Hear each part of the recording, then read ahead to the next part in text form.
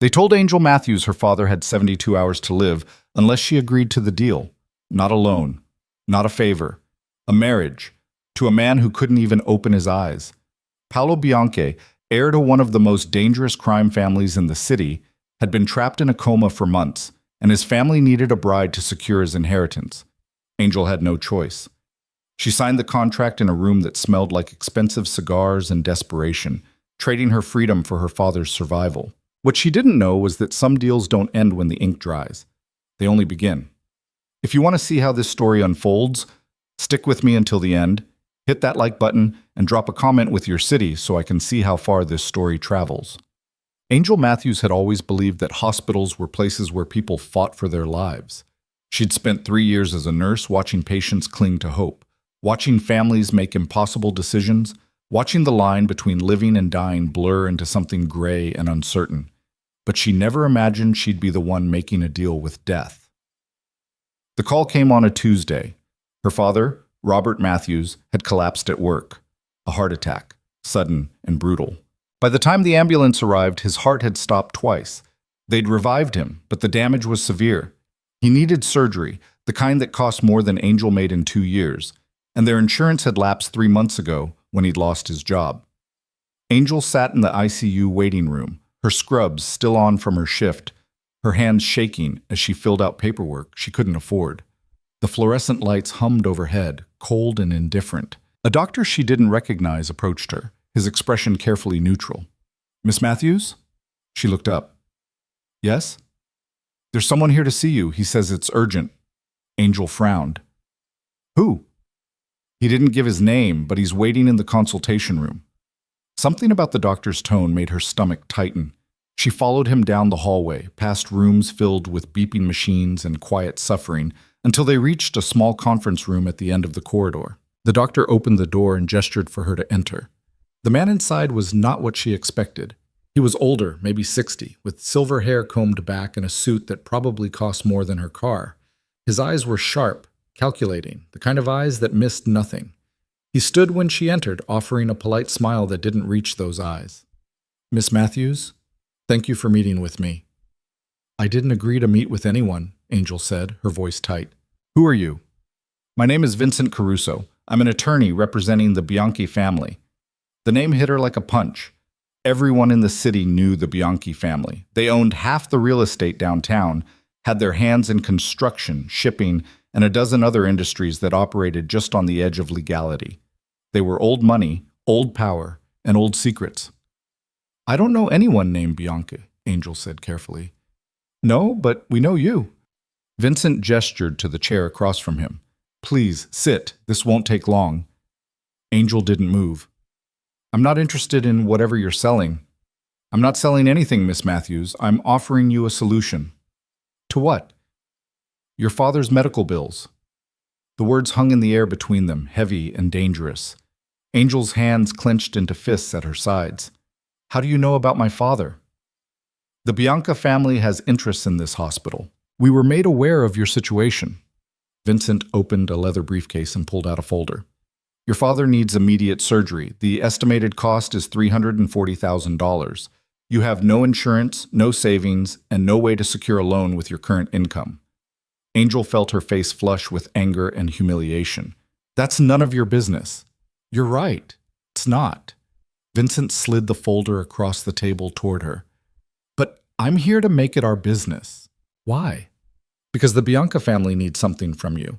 And in exchange, we're prepared to cover all of your father's medical expenses, surgery, recovery, rehabilitation, everything." Angel stared at the folder like it might explode. "What could you possibly need from me?" "A wife." The word landed like a grenade.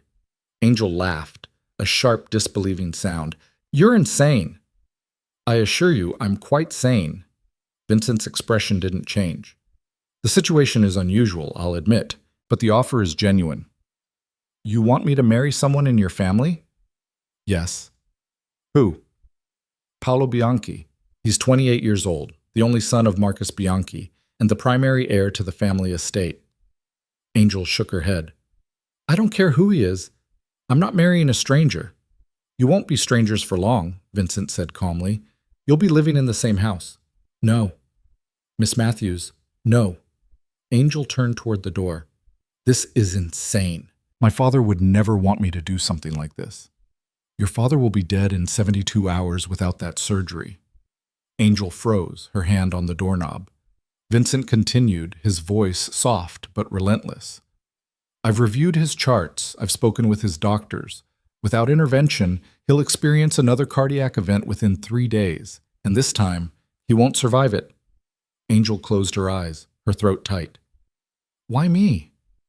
Because you're a nurse, because you're capable, and because Paulo Bianchi has been in a coma for the past 6 months. The room tilted. Angel turned slowly, her heart pounding. What? He was in a car accident. The doctors have stabilized him, but he hasn't regained consciousness. He requires round-the-clock care, and the family has decided that a formal arrangement would be beneficial for all parties involved. You want me to marry someone in a coma? Yes. That's... Angel couldn't find the words. That's sick. That's business. Vincent opened the folder and pulled out a stack of papers. The marriage would be legally binding. You would move into the Bianchi estate and provide medical care for Paulo. In exchange, your father receives the surgery he needs, and you receive a monthly stipend of $10,000 for as long as the arrangement continues. $10,000. Angel's annual salary was barely $40,000. And if he wakes up? She asked, her voice barely above a whisper. The contract includes provisions for that scenario. You would remain married for a minimum of 1 year from the date of his recovery. After that, you're free to file for divorce. And if he doesn't wake up? Then the arrangement continues indefinitely, or until his death, at which point you would receive a settlement of $5 million. Angel felt sick. You're asking me to hope he dies. I'm asking you to make a choice. Vincent stood and straightened his suit. Your father's surgery is scheduled for Thursday morning. It's currently Tuesday evening. If you sign the contract by midnight tomorrow, we'll cover all expenses and ensure he receives the best care available. If you don't, he let the sentence hang. This is blackmail. This is opportunity. Vincent placed a business card on the table. Think about it. Call me when you've decided. He left without another word. Angel stood alone in the consultation room, staring at the folder on the table. Her hands were shaking, her vision blurred with tears she refused to let fall. She thought about her father, lying in the ICU with tubes and wires keeping him alive. She thought about the years he'd worked 2 jobs to pay for her nursing school, the nights he'd stayed up helping her study, the quiet pride in his eyes when she'd graduated. She thought about the kind of man who would arrange a marriage to someone in a coma, and she thought about the fact that she didn't have a choice. Angel didn't sleep that night. She sat in her father's hospital room, listening to the steady beep of his heart monitor, watching his chest rise and fall with mechanical precision. His face was pale, his eyes closed, his hands folded across his stomach. He looked smaller than she remembered, fragile in a way that terrified her. I don't know what to do, Dad, she whispered. He didn't answer. He hadn't been conscious since the heart attack. Angel pulled Vincent's business card from her pocket and stared at it until the letters blurred. She thought about calling her aunt in Philadelphia, but her aunt was barely scraping by herself. She thought about taking out a loan, but no bank would touch her with her credit score. She thought about starting a fundraiser, but $300,000 in 2 days was impossible. At 11:47 p.m. on Wednesday night, she called Vincent Caruso. Miss Matthews? He answered on the first ring. Have you made your decision? Yes. And? Angel closed her eyes. I'll do it. Excellent. I'll have the paperwork ready within the hour. Can you meet me at the hospital? Now? The sooner we finalize this, the sooner your father gets his surgery. Angel looked at her father's sleeping face one more time. Okay. Good. I'll see you shortly. The line went dead. The contract was 43 pages long. Angel sat in the same consultation room where this nightmare had started, a pen in her hand and Vincent Caruso across the table. A notary public stood in the corner, silent and professional, waiting to make this madness official. You don't have to read every word, Vincent said, though his tone suggested he didn't care either way. The key points are outlined on page 3. Angel ignored him and read anyway. The The language was dense, filled with legal jargon that made her head ache, but the meaning was clear enough. She would marry Paulo Bianchi in a private ceremony within 72 hours. She would move into the Bianchi estate and provide medical care for him as needed. She would present herself as his wife in all public and family matters. She would not discuss the arrangement with anyone outside the family. She would not pursue romantic or sexual relationships with anyone else for the duration of the marriage. In exchange, her father would receive full medical care, and she would receive $10,000 per month, deposited directly into an account that Vincent's firm would establish in her name. The contract also included a clause about Paulo's potential recovery. If he woke up, she would remain married to him for a minimum of 1 year. If she attempted to leave before that year was up, she would forfeit all financial support and be required to repay any money already received. It was a cage dressed up as a contract. "What happens if I refuse after I sign?" Angel asked. "You won't. But if I do..." Vincent leaned back in his chair. "Then your father's surgery will be canceled, his medical bills will be sent to collections, and you'll spend the next decade trying to dig yourself out of debt. The Bianchi family doesn't appreciate broken agreements, Miss Matthews. I'd advise you not to test that." Angel set the pen down. "Is that a threat?" "It's a fact." She wanted to throw the contract in his face. She wanted to walk out of the room and find another way, any other way. But when she closed her eyes, all she saw was her father's pale face and the flat line that would come if she didn't sign. So she signed. Her hand moved across the pages, one signature after another, binding herself to a man she'd never met, a family she didn't know, and a life she couldn't imagine. When she finished, Vincent collected the pages, checked each signature with methodical precision, and nodded to the notary. "Congratulations, Miss Matthews," Vincent said, sliding a copy of the contract across the table. "You're getting married, Ota." The Bianchi estate sat on the outskirts of the city, hidden behind iron gates and walls covered in ivy. Angel arrived in a black town car at 7 in the morning, 2 suitcases in the trunk, and her nursing license in her purse. The driver didn't speak to her during the 30-minute drive, and she didn't try to make conversation. The house, no, the mansion, was enormous.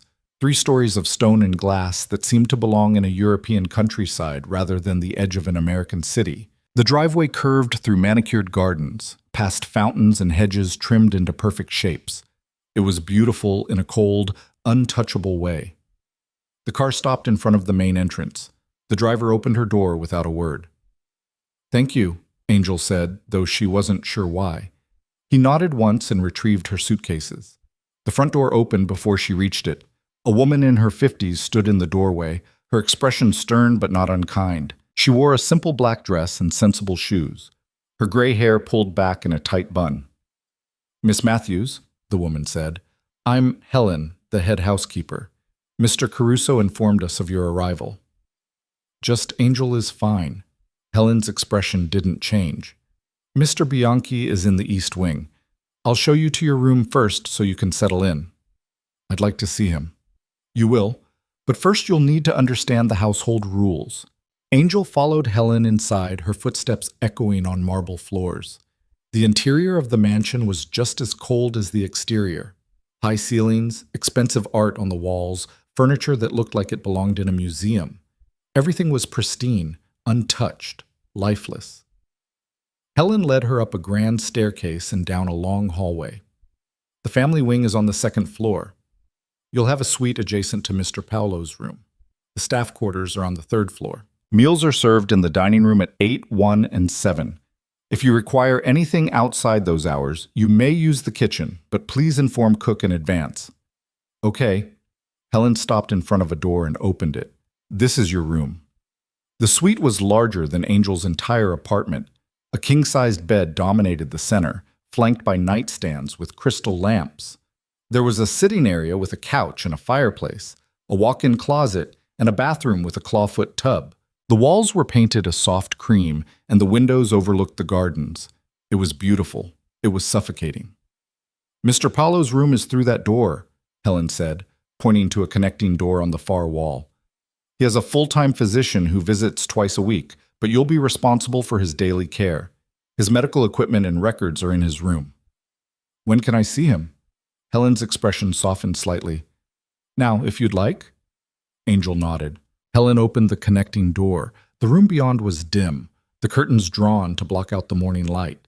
Medical equipment lined the walls, monitors, IV stands, a ventilator that wasn't currently in use. And in the center of it all, lying in a hospital bed that looked absurdly out of place among the expensive furniture, was Paulo Bianchi. Angel's breath caught. He was younger than she'd expected, his face unlined despite the months of unconsciousness. Dark hair, olive skin, strong features that would have been handsome if they weren't so still. He wore a simple white t-shirt, and his arms rested at his sides, palms up, fingers slightly curled. An IV line ran into his left hand. Electrodes were attached to his chest, feeding data to the monitors beside the bed. He looked like he was sleeping. Just sleeping. He's stable, Helen said quietly. He breathes on his own, and his vitals are strong. The doctors say there's no reason he shouldn't wake up, but he hasn't. Angel stepped closer, her nurse's instincts taking over. She checked the monitors, heart rate steady, blood pressure normal, oxygen saturation at 98%. His muscle tone was good, which meant someone had been doing regular physical therapy. His skin was healthy, no bed sores. "Who's been taking care of him?" Angel asked. "We've had a rotation of private nurses, but the family wanted someone more permanent, someone they could control," Angel thought. She reached out and touched Paulo's hand. His skin was warm, his pulse strong beneath her fingers. For a moment she imagined what it would be like if he woke up right then, what he would think, what he would say, how he would react to finding a stranger holding his hand and claiming to be his wife. "I'll leave you to get acquainted," Helen said. "If you need anything, there's a call button by the bed." Angel barely heard her leave. She stood there holding the hand of the man she'd married and wondered what kind of person made a deal like this. What kind of family forced a woman into marriage with someone who couldn't even consent to it? And what kind of man Paulo Bianchi would turn out to be if he ever opened his eyes? The wedding had taken place the day before, in a courthouse with Vincent Caruso and a judge who asked no questions. Angel had worn the same jeans and sweater she'd been wearing when she signed the contract. There were no flowers, no music, no guests, just a vow she didn't mean and a signature that bound her anyway. Now she was living in the mansion, sleeping in a room next to a man she'd never spoken to, and the weight of what she'd done was starting to settle in her chest like a stone. The first week passed in a blur. Angel fell into a routine. She woke at 6, checked Paulo's vitals, administered his medications, and performed the physical therapy exercises the previous nurses had left notes about. She talked to him while she worked, narrating her actions like she did with patients at the hospital, even though she knew he couldn't hear her. "Good morning, Paulo. I'm going to check your blood pressure now. This might feel a little tight." Silence. "Your heart rate looks good today. Better than mine, honestly." Silence. "I made your father very rich by marrying you. Did you know that? I'm sure that's thrilling for you." Silence. It felt ridiculous talking to someone who couldn't respond. But it also felt necessary, like if she stopped talking, she'd forget how to be human. The Bianchi family was a small, tense group. Paulo's father, Marcus, was a man in his 60s with steel gray hair and eyes that could cut glass. He barely acknowledged Angel's existence, speaking to her only when necessary and treating her like hired help rather than his daughter-in-law. Paulo's aunt, Lorraine, was warmer but distant, offering polite smiles that never reached her eyes. She was married to a man named Richard, who seemed more interested in the estate's wine cellar than anything else. And then there was Dante. Paulo's cousin, Dante Bianchi, was 32 and everything Angel imagined when she thought of the Mafia. He was handsome in a dangerous way, with dark eyes that lingered too long and a smile that promised trouble. He watched her like a hawk, his presence a constant reminder that she didn't belong here.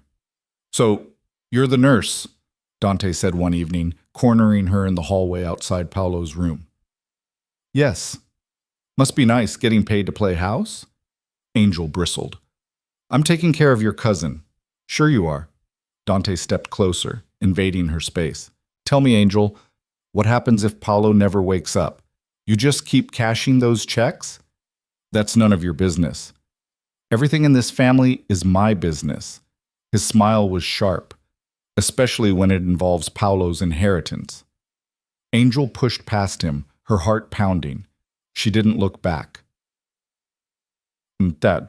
3 weeks into her new life, something changed. Angel was reading aloud from a novel she'd found in the library, a mystery about a detective chasing a killer through the streets of Boston. She didn't know if Paulo liked mysteries, but it was better than silence. She was halfway through a chapter when she felt it, a twitch. Paulo's hand, lying still in hers, moved. Just a fraction, barely noticeable, but enough to make her stop mid-sentence. Angel stared at his hand, her pulse racing. Paulo? Nothing. She waited, counting her breaths, watching for any sign of movement, and then it happened again. His fingers curled slightly, like he was trying to grasp something. Paulo, can you hear me? His eyelids fluttered. Angel shot to her feet, her chair scraping against the floor. Paulo, if you can hear me, squeeze my hand. For a long, agonizing moment, nothing happened, and then his fingers tightened around hers. Angel's breath caught. She hit the call button beside the bed, her hands shaking. Helen, I need the doctor now. She turned back to Paulo, leaning over him, her voice urgent. Paulo, it's okay. You're safe. Just stay with me, okay? Stay with me. His eyes opened, just a crack at first, his lashes dark against his pale skin, and then wider, unfocused and confused, blinking against the dim light. He looked at her, and Angel realized with a sinking feeling in her stomach that she had no idea what to say to the man she'd married while he slept. The doctor arrived within minutes, a thin man named Dr. Patel, who'd been treating Paulo since the accident. He ran through a series of tests, checking Paulo's pupils, testing his reflexes, asking him simple questions. Do you know where you are? Paulo's voice was rough from disuse. Home. Do you know what happened to you? A pause. Car accident. Do you remember anything after that? No. Dr. Patel nodded, making notes on his tablet. That's normal. You've been unconscious for 6 months. Your memory of the accident and the immediate aftermath may never fully return. 6 months. Angel watched Paulo's face as the information sank in. His expression didn't change, but his hands clenched into fists beneath the blanket. You're going to need physical therapy, Dr. Patel continued. Your muscles have atrophied despite our best efforts, but overall, your recovery is remarkable. I'll want to run more tests tomorrow, but for now, you should rest. Who are you? Paulo's eyes shifted to Angel. Her throat tightened. I'm Angel. She's your wife, Dr. Patel said, completely oblivious to the bomb he'd just dropped. Paulo's gaze sharpened. What? Angel wanted to disappear. It's complicated. Get out. Paulo, get out of my room. Dr. Patel cleared his throat. Mr. Bianche, I understand you're disoriented, but Miss Matthews has been your primary caregiver for... I don't care. Paulo's voice was cold, lethal. Get her out. Angel didn't wait for Dr. Patel to argue. She turned and walked out of the room, her face burning with humiliation and something that felt dangerously close to fear. Behind her, she heard Paulo's voice, low and furious. Someone better start explaining what the hell is going on. Angel stood in the hallway outside Paulo's room, her back pressed against the wall, trying to remember how to breathe. Through the heavy door, she could hear voices, Dr. Patel's measured tone, Paulo's sharp demands, and then Marcus Bianca's deep rumble as he arrived to handle the situation his family had created. She should leave, walk down the hall, pack her bags, and disappear before this got worse. But her feet wouldn't move, and somewhere in the chaos of her thoughts, she remembered the contract. 43 pages of legal binding that said she couldn't leave, couldn't run, couldn't do anything but stand here and wait for the explosion. The door opened. Marcus emerged first, his face carved from stone. He barely glanced at her. Wait in your room. Someone will come get you when he's ready. Is he? Wait in your room. It wasn't a suggestion. Angel retreated to her suite and closed the door.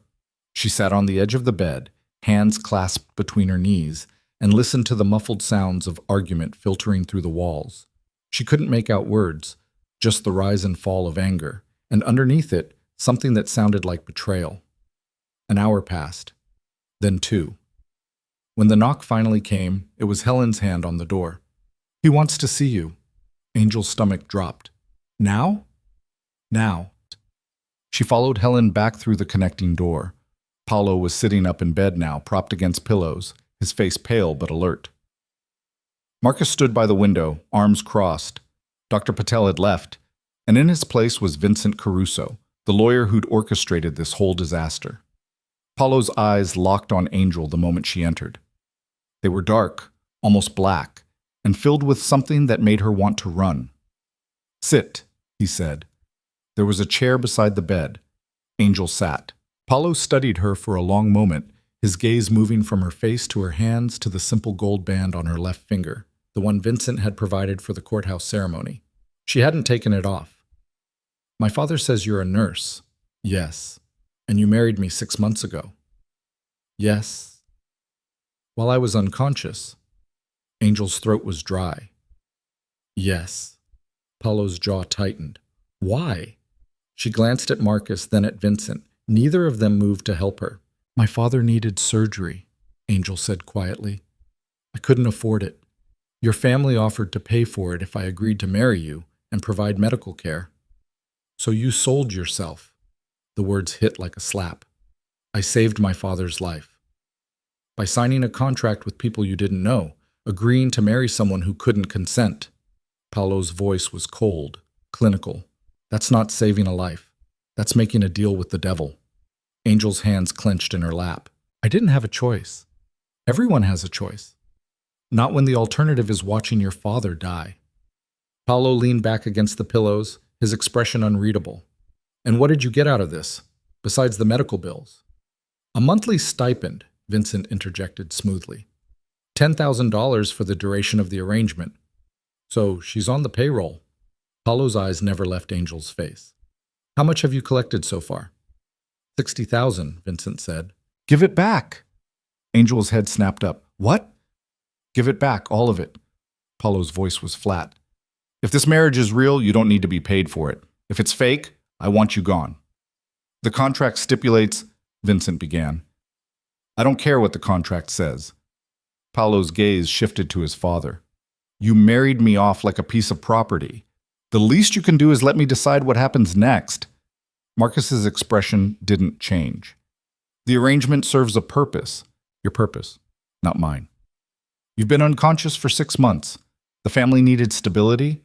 The board needed assurance that the business wouldn't fall into chaos if something happened to you. So you found a stranger, paid her to play house, and called it a marriage." Paulo's laugh was bitter. "Very stable.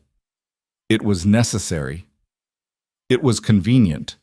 Paulo turned back to Angel. "How old are you?" 24.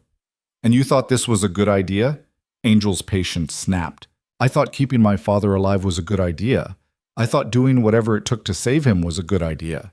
And if that makes me desperate or stupid or whatever you think I am, fine. But don't sit there and judge me when you have no idea what it's like to watch someone you love dying because you can't afford to save them." The room went silent. Paulo stared at her, something shifting in his expression. "Where's your father now?" "Recovering. He had the surgery 2 days after I signed the contract. He's in a rehabilitation facility in the city." "You've seen him?" 3 times. Your family has very specific rules about when I'm allowed to leave the estate." Paulo's gaze cut to Marcus. "Is that true?" "She has responsibilities here." "She's not a prisoner." "She's your wife," Marcus said, "and she has a contract to fulfill." "A contract I didn't agree to." Vincent cleared his throat. "With respect, mister. Bianche, the marriage is legally binding. Whether or not you were conscious at the time doesn't change the validity of the arrangement." "Then I'll divorce her."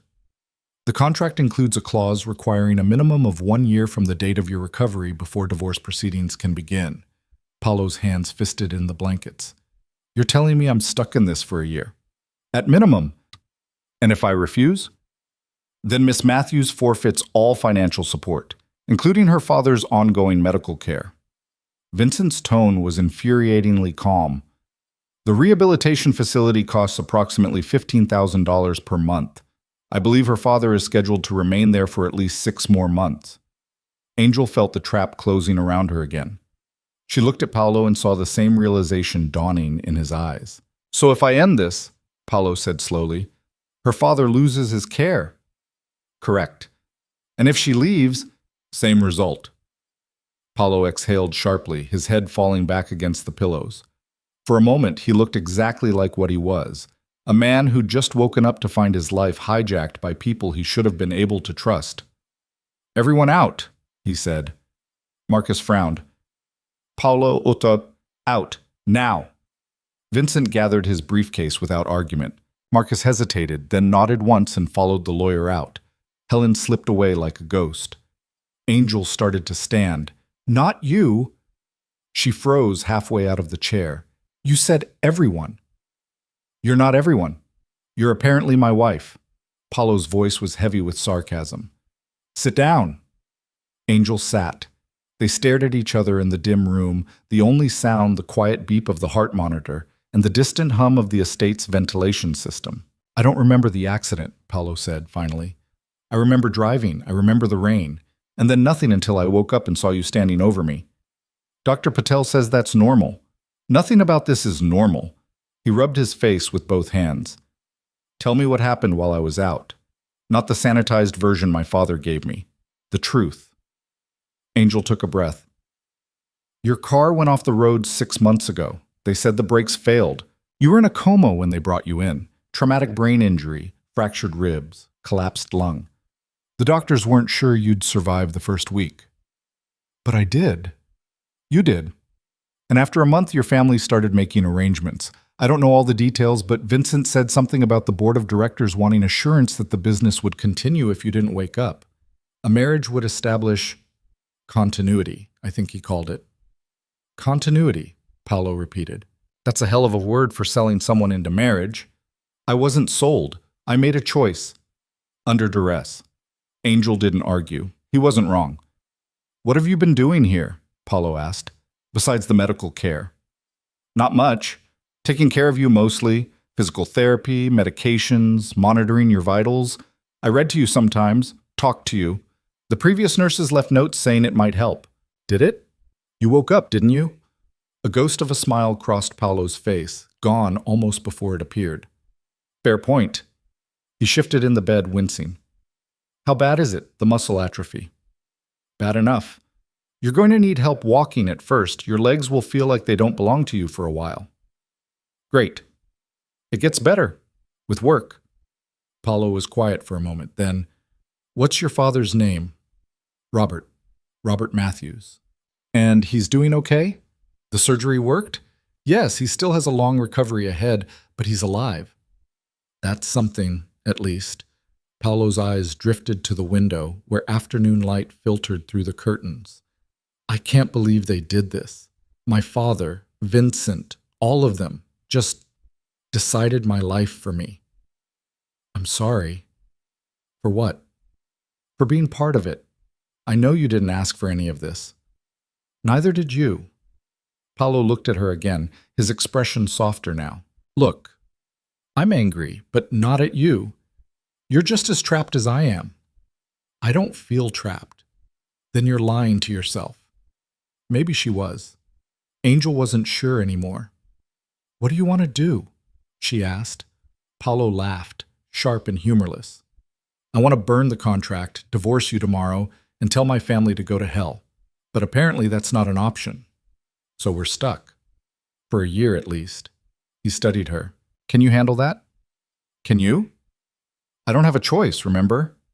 Angel almost smiled. "Welcome to the club." They sat in silence for a while. Not comfortable exactly, but not hostile either. Just two people caught in a situation neither of them wanted, trying to figure out how to survive it. Finally, Paulo said, "Ground rules. Okay? First, no more pretending this is a real marriage. We're roommates at best, business partners at worst." "Agreed." "Second, you don't owe me anything. You take care of yourself first. If my family gives you trouble, you come to me." "And you'll do what?" "I'll figure it out." Paulo's jaw set. "But you're not their employee. You're my wife, fake or not, and that means something in this family." Angel wasn't sure it meant anything at all, but she nodded anyway. "Third," Paulo continued, "we figure out what happened to my car." "What?" "The accident. Brakes don't just fail on a car that's serviced every month. Someone needs to look into it." "You think someone tampered with it?" I think this family has a lot of people who'd benefit from me being out of the picture. And now that I'm awake, I want to know who. A chill ran down Angel's spine. Paulo, if someone tried to kill you, then they'll try again. His voice was calm, matter of fact, which means we need to be careful, both of us. I'm just a nurse. You're my wife. That makes you a target. Angel hadn't thought about it that way. She'd been so focused on surviving the contract, on taking care of her father, that she hadn't considered the danger she might actually be in. Has anyone threatened you? Paulo asked. Not directly, but your cousin, Dante, he's been watching me, asking questions. Paulo's expression darkened. Dante. You know him? He's my father's brother's son. He's been gunning for a bigger role in the family business for years. If I died, he would have been next in line. So, he had motive. He had motive. Paulo looked at her seriously. Stay away from him. Don't talk to him unless someone else is around. And if he corners you, you tell me immediately. Okay? I'm serious, Angel. Dante's dangerous. I believe you. Paulo exhaled slowly, his energy clearly flagging. Dr. Patel had warned that he'd tire easily for the first few weeks. You should rest, Angel said. I've been resting for 6 months. And you just woke up from a coma. Your body needs time to recover. You sound like a nurse. I am a nurse. Right.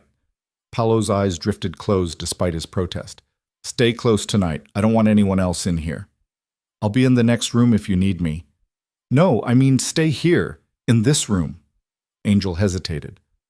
Paulo, I don't trust anyone in this house except you, and I barely trust you. His eyes opened, fixing on her. But you're the only one who didn't choose this. That counts for something. Angel thought about arguing, but the exhaustion in Paulo's face, the tension in his shoulders, the way his hands gripped the blankets like he was holding on to something. It all reminded her of patients she'd seen before. People who'd woken up in unfamiliar places, surrounded by unfamiliar faces, trying to find one solid thing to hold on to. Okay, she said, I'll stay. Thank you. She pulled the chair closer to the bed and settled in. Paulo's breathing evened out within minutes, his body finally surrendering to sleep. Angel watched him in the growing darkness. This stranger she'd married. This man who was now her responsibility and her ally in a game she didn't understand. She thought about Dante, about the car accident, about all the ways this could go wrong. And she thought about the fact that for the first time since she'd entered this house, she didn't feel completely alone. The days that followed were strange, tense, and nothing like Angel had imagined. Paulo refused to stay in bed. Against Dr. Patel's advice and Helen's protests, he insisted on getting up, on moving, on reclaiming the body that had betrayed him. Angel helped him at first, supporting his weight as he took shaky steps around the room, his legs trembling with the effort. You're pushing too hard, she said on the third day, when he'd been on his feet for an hour straight. I'm fine. You're exhausted. I'm awake. There's a difference. Paulo gripped the edge of the dresser, his knuckles white. If I stop moving, I'll never get back to normal. If you collapse, you'll set your recovery back weeks. Then don't let me collapse. Angel wanted to argue, but there was a stubbornness in Paulo's expression that reminded her of her father, the same refusal to admit weakness, the same determination to push through pain. So she stayed close, ready to catch him if he fell, and tried not to think about how her hands had started to memorize the shape of his shoulders, the tension in his spine. The rest of the family kept their distance. Marcus appeared once a day to check on Paulo's progress, his visits brief and devoid of warmth. Lorraine brought flowers and meaningless pleasantries. Richard avoided the East Wing entirely. Dante, however, was a constant presence. He'd show up unannounced, leaning in the doorway with that sharp smile, asking questions disguised as concern. Heard you're up and walking, cousin. That's quite the recovery. Thanks for the concern, Paulo said, not bothering to hide his sarcasm. Just making sure you're getting the care you need. Dante's eyes slid to Angel. Our little nurse has been busy, I see. She has a name, Paulo said. Angel. Right. Dante's smile widened. Must be nice having someone so dedicated to your recovery. Paulo crossed the room slowly, each step deliberate despite the effort it took. He stopped directly in front of Dante, meeting his gaze. If you have something to say, say it. Just wondering how long you plan to keep up this charade. What charade? The marriage. Everyone knows it's fake. Then everyone can mind their own business. Dante's expression hardened. This is family business. That makes it my business.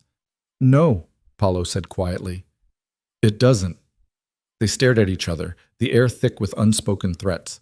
Finally, Dante stepped back. Welcome back, cousin. Let's hope you stay that way. He left without another word. Angel released a breath she hadn't realized she was holding. He really doesn't like you. The feeling's mutual. Paulo returned to the bed, his legs shaking now. He sat heavily, frustration radiating off him. Dante's been circling the business like a vulture for years. My accident gave him hope. My recovery just took it away. Do you think he had something to do with it, the accident? I think he had motive. Whether he had opportunity, that's what we need to find out. We? Paulo looked at her. You're in this now, Angel, like it or not. She supposed she was. That night, after Paulo had finally surrendered to sleep, Angel returned to her room and called her father's rehabilitation facility. The nurse on duty assured her that Robert was doing well, that his physical therapy was progressing ahead of schedule. He asks about you every day, the nurse said. Wants to know when you're coming to visit. Soon, Angel promised, though she didn't know if that was true. After she hung up, she sat on the edge of her bed and stared at the connecting door between her room and Paulo's. She could hear him moving restlessly on the other side, the creak of the hospital bed, the rustle of sheets. She thought about Vincent's words. 1 year from the date of your recovery. She thought about Dante's smile and Marcus's cold indifference, and the contract that bound her to a man who was still, in many ways, a stranger. And she thought about the fact that somewhere in this mess, she'd started to care what happened to Paulo Bianchi. Not because she had to, not because of the contract or the money or her father's care, but because when he looked at her, he saw a person, not a transaction. And in this house full of people playing roles, that was rare enough to matter. 2 weeks after waking up, Paulo was walking without assistance. He still tired easily, still had moments where his body didn't respond the way he wanted it to, but the improvement was undeniable. Dr. Patel was thrilled. Remarkable progress, Mr. Bianchi. Whatever you're doing, keep doing it. I have a good nurse, Paulo said, glancing at Angel. She felt her face warm and hated herself for it. After Dr. Patel left, Paulo pulled a folder from the drawer beside his bed. I need you to do something for me. What? There's a mechanic in the city. His name is Tommy Ricci. He used to work on all the family cars. Paulo handed her a slip of paper with an address. I need you to go see him. Ask him about my accident. Don't tell anyone you're going. Angel stared at the address. Paulo, I can't just leave. My family thinks you're going to visit your father. Helen already approved it. You'll have a car and a driver. And the driver will report everywhere I go. Not if you're smart about it. Paulo pulled out a phone. Not his usual one, Angel noticed, but a cheap burner. Use this.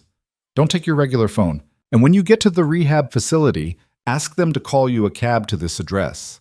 The driver won't follow you inside. You're asking me to lie to your family. I'm asking you to help me figure out who tried to kill me. Paulo's voice was steady. If we're right, if someone sabotaged my car, they're still out there, and they might try again. I need to know what Tommy found when he looked at the wreckage. Angel took the phone. What if he won't talk to me? Tell him I sent you. He'll talk. Paulo hesitated. And Angel, be careful. If someone realizes what you're doing, I know. I'll be careful. The next morning, Angel climbed into the back of the town car with her heart pounding in her chest. The driver, a silent man named James, pulled away from the estate without a word. She visited her father first, spending an hour sitting beside his bed while he told her about his progress in physical therapy, his new friends at the facility, his plans for when he finally got out. You look tired, sweetheart, Robert said. Is everything okay? Everything's fine, Dad. Just busy. This Bianca family treating you right? Angel forced a smile. They're fine. Robert didn't look convinced, but he didn't push. He never did. When she left the facility, she asked the front desk to call her a cab. The receptionist didn't even blink. 10 minutes later, Angel was in the back of a taxi, heading toward an address in a neighborhood she'd never been to before. Tommy Ricci's garage sat at the end of a dead-end street, squeezed between a laundromat and an abandoned warehouse. The sign above the door was faded, the paint peeling. Angel paid the driver and stepped out onto cracked pavement. The garage door was open, revealing a dim interior cluttered with tools, parts, and 2 cars in various states of disassembly. "Hello?" she called. A man emerged from beneath one of the cars, rolling out on a creeper. He was older, maybe 50, with grease-stained hands and suspicious eyes. "We're closed. I'm looking for Tommy Ricci." "You found him. What do you want?" "Paulo Bianchi sent me." Tommy's expression shifted from suspicion to something that looked like fear. He stood quickly, glancing past her toward the street. "Paulo's awake?" "Yes. He wants to know what you found when you examined his car." "I can't talk about that." "Why not?" Tommy wiped his hands on a rag, his movements jerky. "Look, lady, I don't know who you are, but if Paulo wants information, he can come ask me himself." "He can't. He's still recovering. I'm his wife." That stopped Tommy cold. "His wife?" "Yes." "Since when?" "6 months ago." Tommy stared at her like she'd grown a second head. Then he laughed, bitter and short. "So they actually did it. Marcus always said he'd find a way to lock down the inheritance." "What do you mean?" "Nothing. Forget it." Tommy turned back toward the car. "Tell Paulo I can't help him." "Can't or won't?" "Both." Angel stepped further into the garage. "Someone tried to kill him, didn't they? That's why you're scared." Tommy didn't answer, but his shoulders tensed. If you don't tell me what you found, whoever did this might try again," Angel pressed. "Is that what you want?" "What I want is to stay alive." Tommy spun around, his face hard. "You seem like a nice girl, so here's some free advice. Go back to that mansion, keep your head down, and don't ask questions you don't want answers to." "But the brake lines were cut, clean, professional, not an accident." Tommy's voice dropped to almost a whisper. "I reported it to the family. Marcus told me to keep my mouth shut and forget I ever saw anything. So that's what I did. That's what I'm still doing." Angel's blood ran cold. "Marcus knows someone tried to kill Paulo?" "Marcus knows everything that happens in that family, including who benefits if Paulo dies." Tommy grabbed her arm, his grip tight. "Now get out of here before someone sees you talking to me. And tell Paulo to watch his back, because whoever tried once is going to try again." Angel left the garage with her hands shaking and her mind racing. She hailed another cab, returned to the rehab facility, and called James to pick her up. The drive back to the estate felt like it took hours. Angel stared out the window, Tommy's words echoing in her head. "The brake lines were cut. Marcus told me to keep my mouth shut. Whoever tried once is going to try again." When they finally pulled through the gates, Angel's stomach was in knots. She climbed out of the car, thanked James, and walked toward the house on legs that felt like rubber. Paulo was waiting in his room. He took one look at her face and closed the door. "What did you find out?" Angel told him everything. When she finished, Paulo's expression was carved from stone. "My father knew," he said quietly. "He knew someone tried to kill me, and he covered it up." "Why would he do that?" "Because the family comes first, always." Paulo's hands clenched into fist. "If it came out that someone in the family tried to murder the heir, it would destroy us. The business, the reputation, everything. So he buried it. But that means the person who did it is still free, still here." "I know."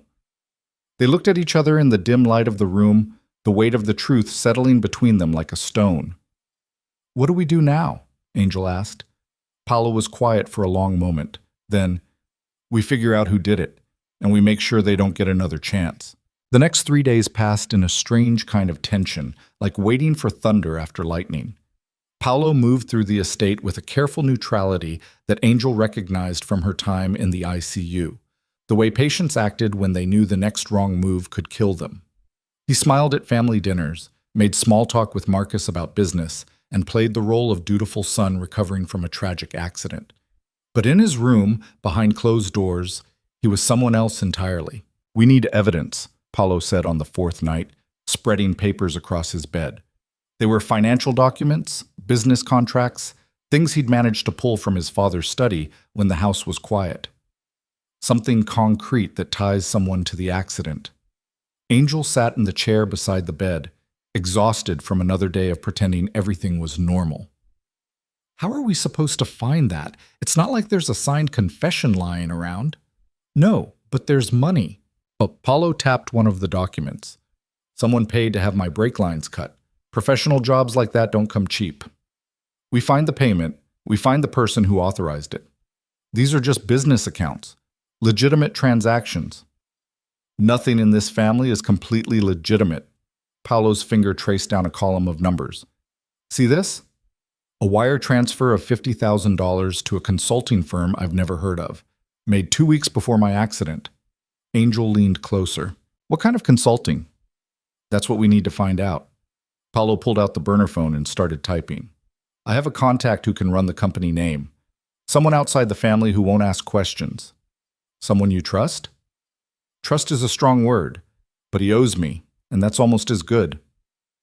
Angel watched him work. This man who'd been unconscious for 6 months and had woken up to find his entire life rearranged. He should have been weak, should have been broken by everything that had happened. Instead, he was hunting the person who'd tried to kill him with a cold precision that was both impressive and slightly terrifying. What happens when we find out who did it? She asked. Paulo didn't look up from the phone. We make sure they can't do it again. Paulo, that sounds like justice. He met her eyes. Or revenge, depending on how you look at it. There's a difference, is there? Paulo set the phone down. Someone tried to murder me. My own family covered it up.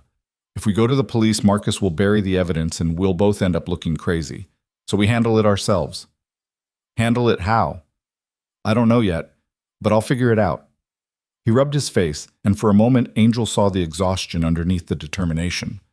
I'm not asking you to be part of that. You've already done more than I had any right to expect. I'm already part of this, Angel said. The second I went to see Tommy, I became part of it. You could still walk away.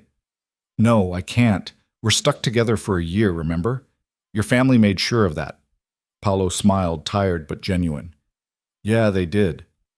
They worked until past midnight, sorting through documents, making lists of suspicious transactions, building a timeline of events leading up to the accident. By the time Angel finally retreated to her room, her eyes burned and her head ached. She lay in bed, staring at the ceiling, listening to the sounds of the estate settling around her. Footsteps in the hallway, doors closing, the distant hum of the heating system. Normal sounds that felt anything but normal now that she knew what kind of danger they were in. Her phone buzzed. Not the burner, her regular phone. A text from an unknown number. Stop asking questions. Angel's heart slammed against her ribs. She sat up, staring at the screen. The message had no signature, no context, just those 3 words glowing in the darkness. She grabbed the burner phone and texted Paulo. He responded immediately. Come here, now. Angel slipped through the connecting door. Paulo was already out of bed, dressed in sweatpants and a t-shirt, his face hard. Show me. She handed him her phone. Paulo read the message twice, his jaw tightening with each word. When did this come in? 2 minutes ago. From a blocked number? Unknown. I don't recognize it. Paulo deleted the message and powered down her phone. Don't turn this back on. Use the burner for everything from now on. Paulo, someone knows what we're doing. I know. How? We've been careful. Not careful enough. Paulo moved to the window and looked out at the dark grounds. Someone's watching us. Or listening. Maybe both. Angel felt cold.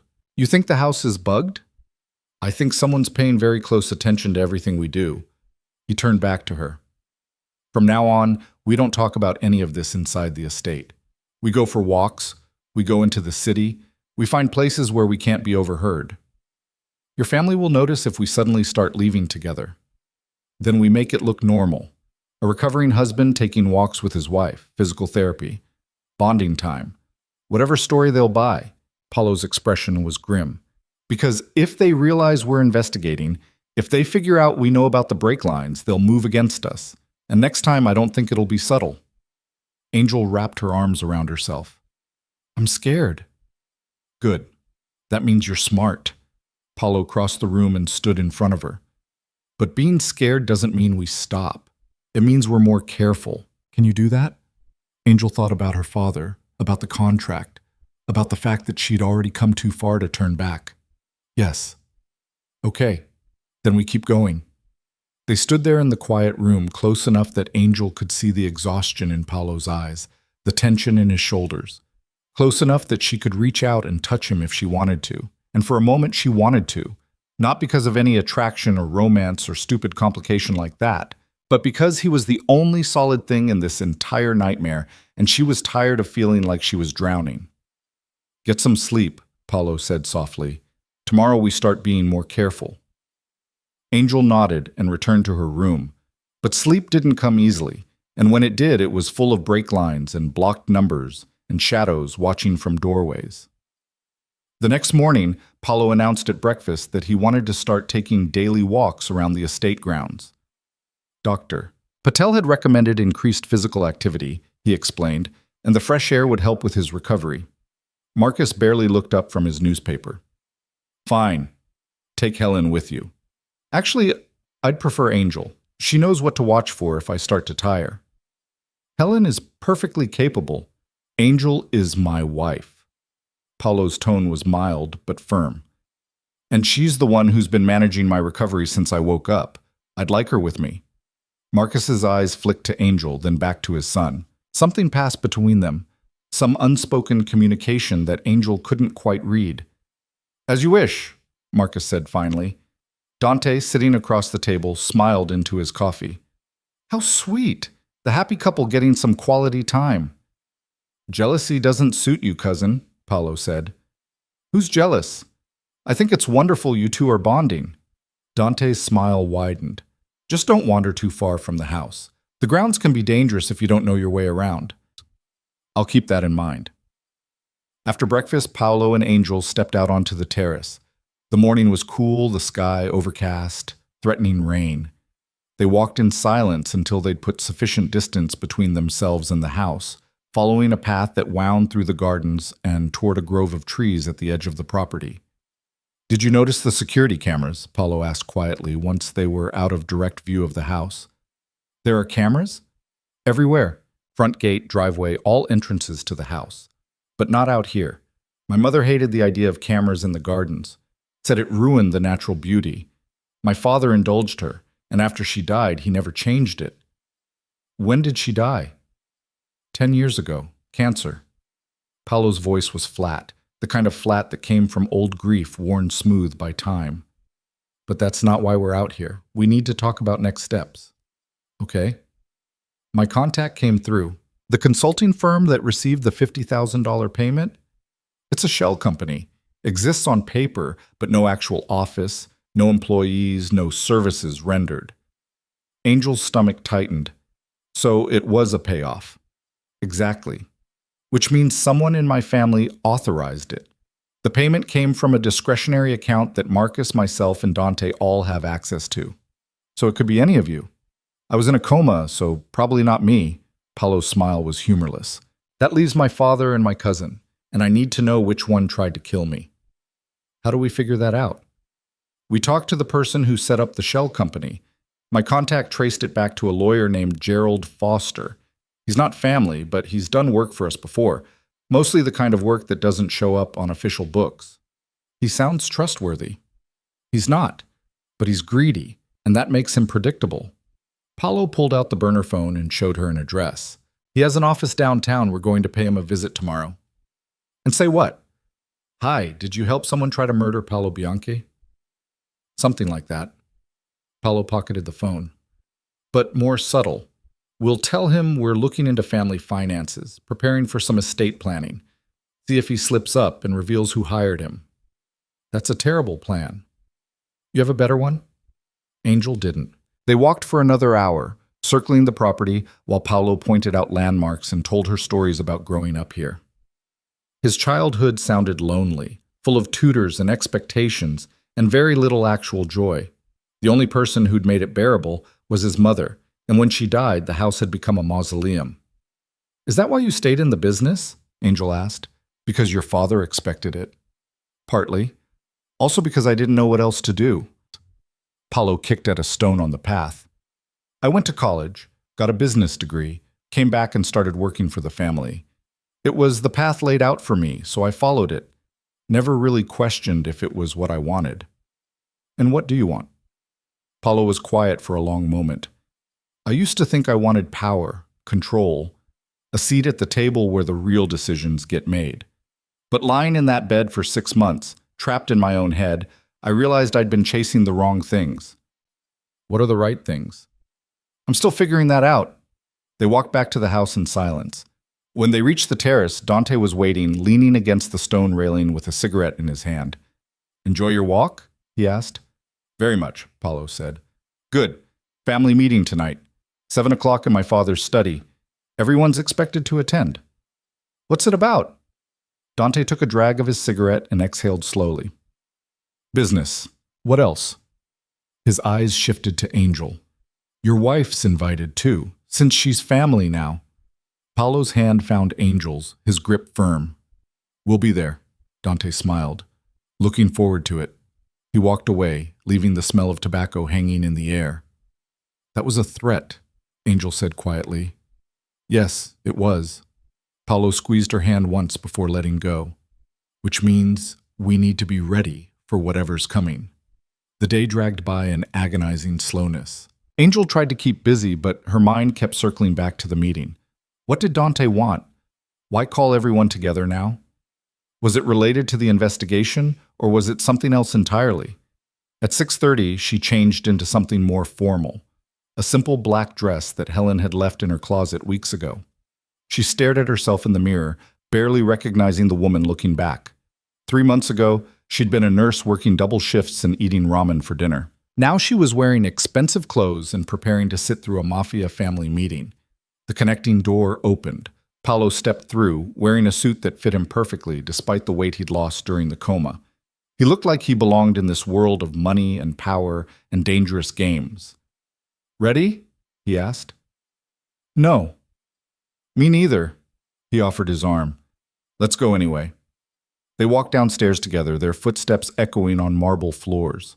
The study was at the back of the house, a massive room lined with bookshelves and dominated by a large oak desk. Marcus sat behind the desk, his expression unreadable. Lorraine and Richard occupied chairs near the fireplace. Dante stood by the window, looking entirely too pleased with himself. Vincent Caruso was there too, briefcase open on the side table, legal pad spread out like he was preparing for war. Sit, Marcus said, gesturing to 2 empty chairs. Paulo and Angel sat. Angel's heart hammered in her chest. Thank you all for coming, Marcus began. There are some matters we need to discuss regarding the family business and Paulo's position within it. My position? Paulo's voice was carefully neutral. Yes. Now that you've recovered, we need to determine how you'll reintegrate into operations. 6 months is a long time to be away. Things have changed. What things? Marcus folded his hands on the desk. Dante has been overseeing several projects in your absence. He's done excellent work, and the board has been impressed with his leadership. I'm sure they have. We're proposing a restructuring, Vincent interjected smoothly. A division of responsibilities that would allow both you and Dante to contribute your strengths to the organization. Meaning what, exactly? Paulo asked. Meaning you'd focus on external relations and public-facing initiatives, while Dante would handle internal operations and strategic planning. Marcus's tone suggested this wasn't a proposal at all. It was a decision already made. Angel felt Paulo's tension from across the space between their chairs. That's a significant reduction in my authority, Paulo said. It's a realistic assessment of the situation, Marcus replied. You've been unconscious for 6 months. You're still recovering. The board needs stability, not someone who might need to step back at any moment for medical reasons. Dr. Patel said my recovery is excellent. There's no medical reason I can't resume my full duties. It's not just about medical concerns. Dante stepped away from the window. It's about what's best for the family. The business needs strong leadership. And frankly, cousin, you've been away too long to just walk back in and take control. I didn't realize you'd be so eager to keep the throne you've been warming. Dante's smile was sharp. I'm not eager. I'm practical. You're opportunistic. Gentlemen, Vincent cut in. Let's keep this professional. Paulo, the proposal is fair and takes into account both your contributions to the family and the reality of your situation. If you have concerns, we can discuss them. My concern is that you're stripping away everything I built and handing it to someone who's been waiting for me to die. The room went silent. Marcus's expression hardened. That's out of line. Is it? Paulo leaned forward. Because from where I'm sitting, it looks like my cousin has benefited enormously from my accident. And now, conveniently, there's a proposal to make his temporary power permanent. You're paranoid, Dante said. I'm observant. You're making accusations without evidence. Then prove me wrong. Paulo stood, his voice cutting through the room like a blade. Show me the proposal in writing. Let me review the numbers, the justifications, the board meeting minutes. If this is really about what's best for the family, you'll have nothing to hide. Marcus stood as well, his presence filling the room. Paulo, sit down. No. I said sit down. And I said no. Paulo's voice was steady. I'm not a child, and I'm not an employee you can order around. I'm your son, and I'm the rightful heir to this family. If you want to change that, you're going to have to go through me. The tension in the room was suffocating. Angel's fingernails dug into the arms of her chair, her pulse racing. Finally, Marcus spoke. Get out. Gladly. Paulo turned to leave, then paused. And for the record, I know about the brake lines. The temperature in the room dropped 10 degrees. Marcus's face went carefully blank. What? My car. The accident wasn't an accident. Someone cut my brake lines and you covered it up. Paulo's gaze swept across everyone in the room. So before you start talking about what's best for the family, maybe someone should explain why attempted murder is being treated like a minor inconvenience. He walked out without waiting for a response. Angel scrambled to her feet and followed, her legs shaking. They made it halfway up the stairs before Paulo stopped, gripping the railing like it was the only thing keeping him upright. That was reckless, Angel said. I know. You just told them you know. Whoever tried to kill you now knows you're investigating. I know that too. Paulo looked at her, and there was something wild in his eyes, something dangerous. But I'm tired of playing games, tired of pretending I don't see what's happening. They want a war? They can have one. Paulo? Go pack a bag, just the essentials. What? Why? Because we're leaving, tonight. Angel stared at him. We can't just leave. The contract. Forget the contract. I just declared war on my own family. You think they're going to care about a piece of paper? Paulo started up the stairs again. We have maybe an hour before they figure out how to respond. We need to be gone before that happens. Gone where? Somewhere they can't find us. Somewhere we can figure out who tried to kill me without looking over our shoulders every second. And my father? Paulo stopped at the top of the stairs. I'll have someone I trust check on him, make sure he's safe. But right now we need to worry about ourselves. Angel wanted to argue, wanted to say this was insane, that running would only make things worse. But when she looked at Paulo's face, at the determination mixed with barely controlled fear, she realized he was right. Staying here meant waiting for the next attempt on his life. Leaving meant at least a chance of survival. Okay, she said. 1 hour. They split up.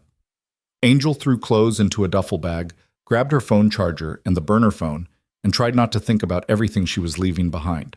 Her nursing license, her apartment lease, her normal life, all of it felt like it belonged to someone else now.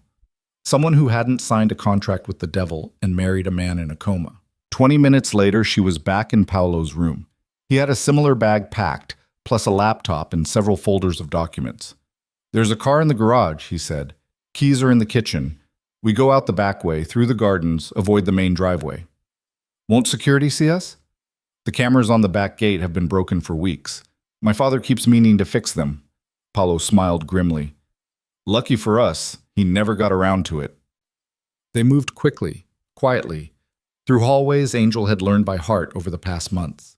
Down the back stairs, through the kitchen where the night staff was preparing dinner, out the door into the cool evening air. The gardens were dark, illuminated only by solar lights along the paths. Angel followed Paulo through shadows and past fountains, her breath coming quick and shallow. Every sound seemed amplified, leaves rustling, gravel crunching under their feet, the distant bark of a dog. The garage was a separate building near the back of the property. Paulo used a key card to open the side door, and they slipped inside. Rows of expensive cars gleamed in the dim light. Mercedes, BMW, Porsche. Paulo went straight to a black sedan in the back corner, nondescript and practical.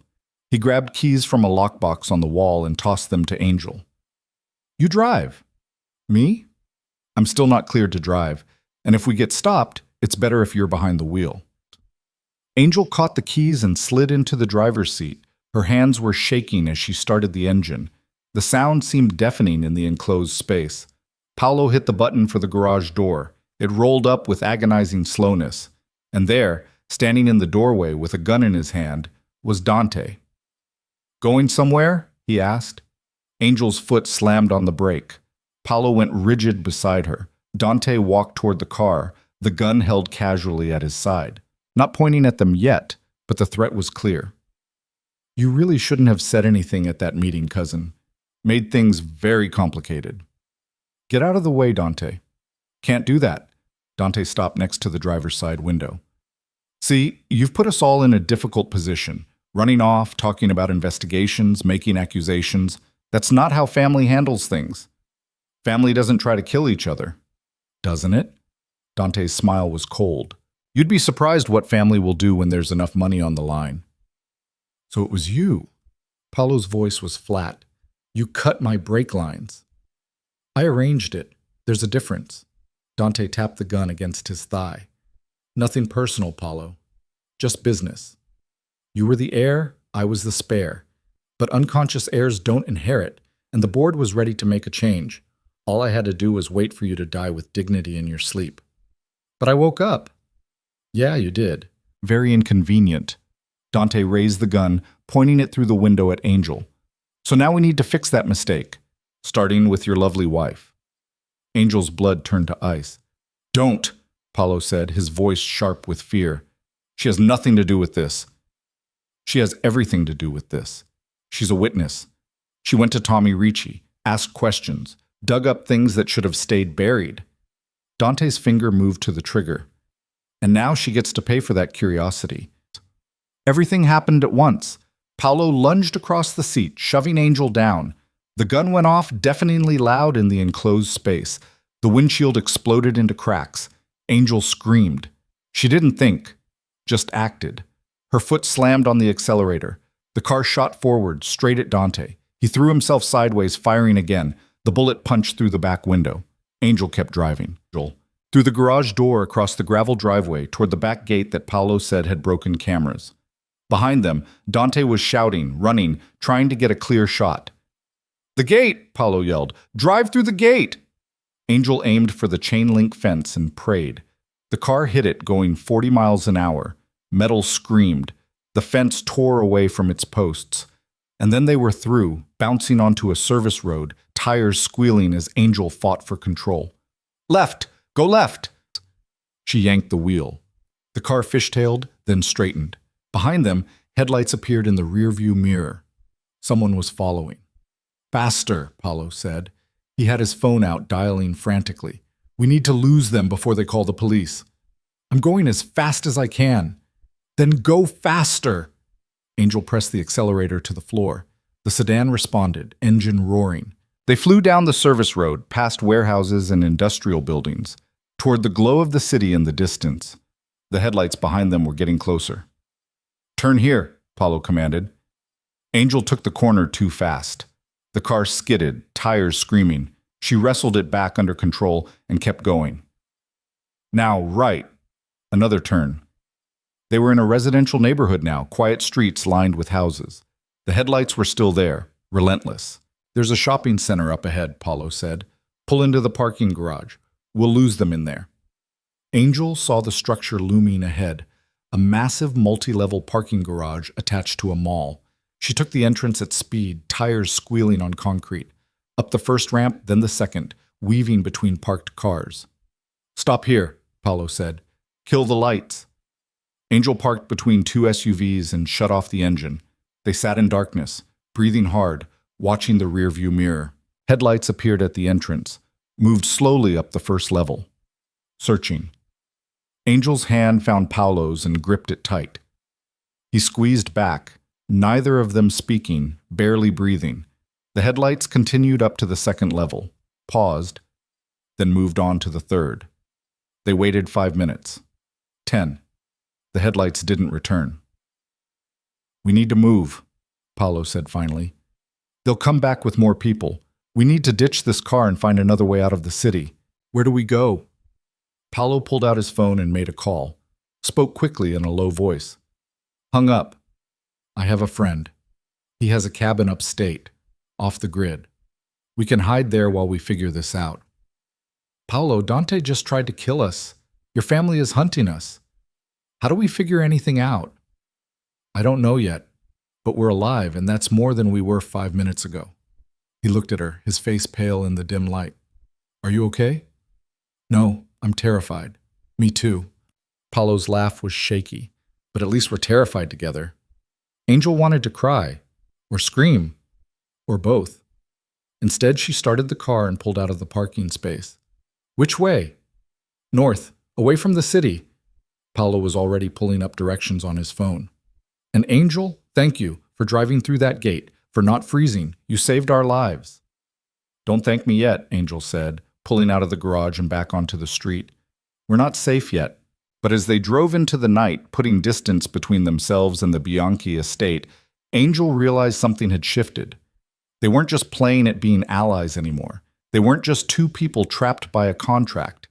They were partners now, bound by survival and shared danger, and the knowledge that they only had each other to rely on.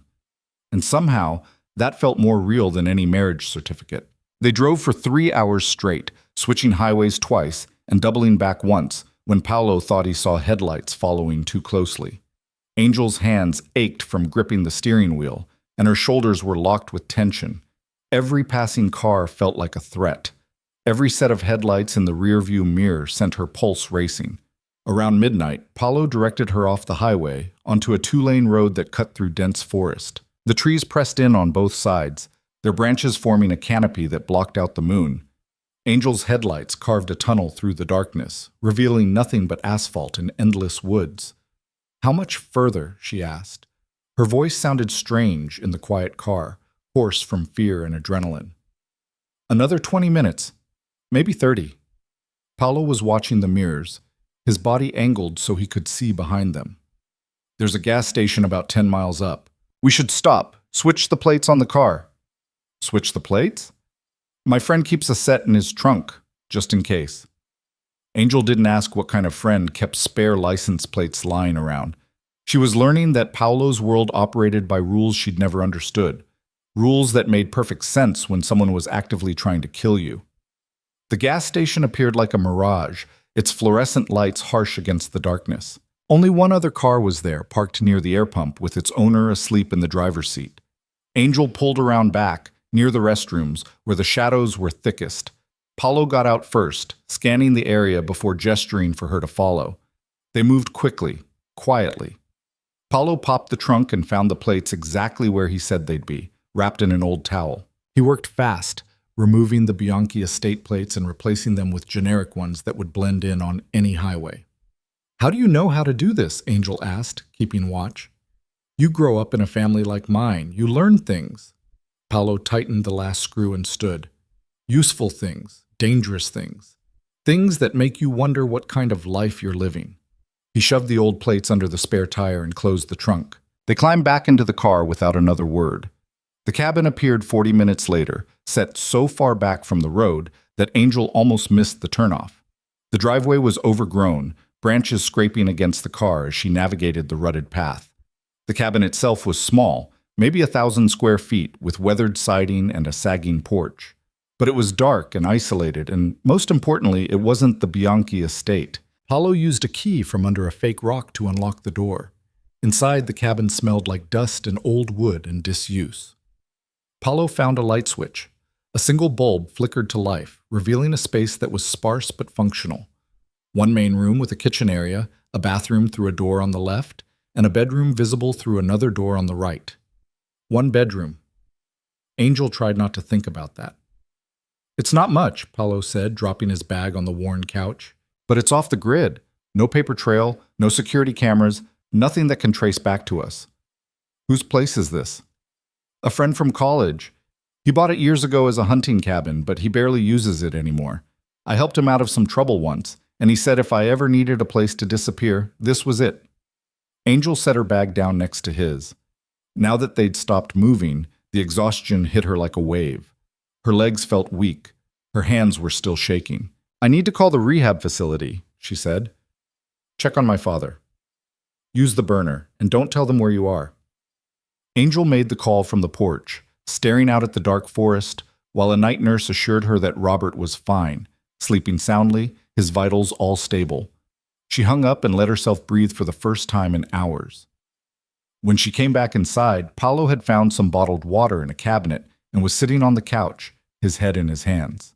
He looked up when she entered. Your father okay? For now.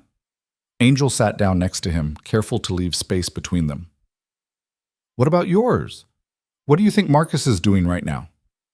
Damage control.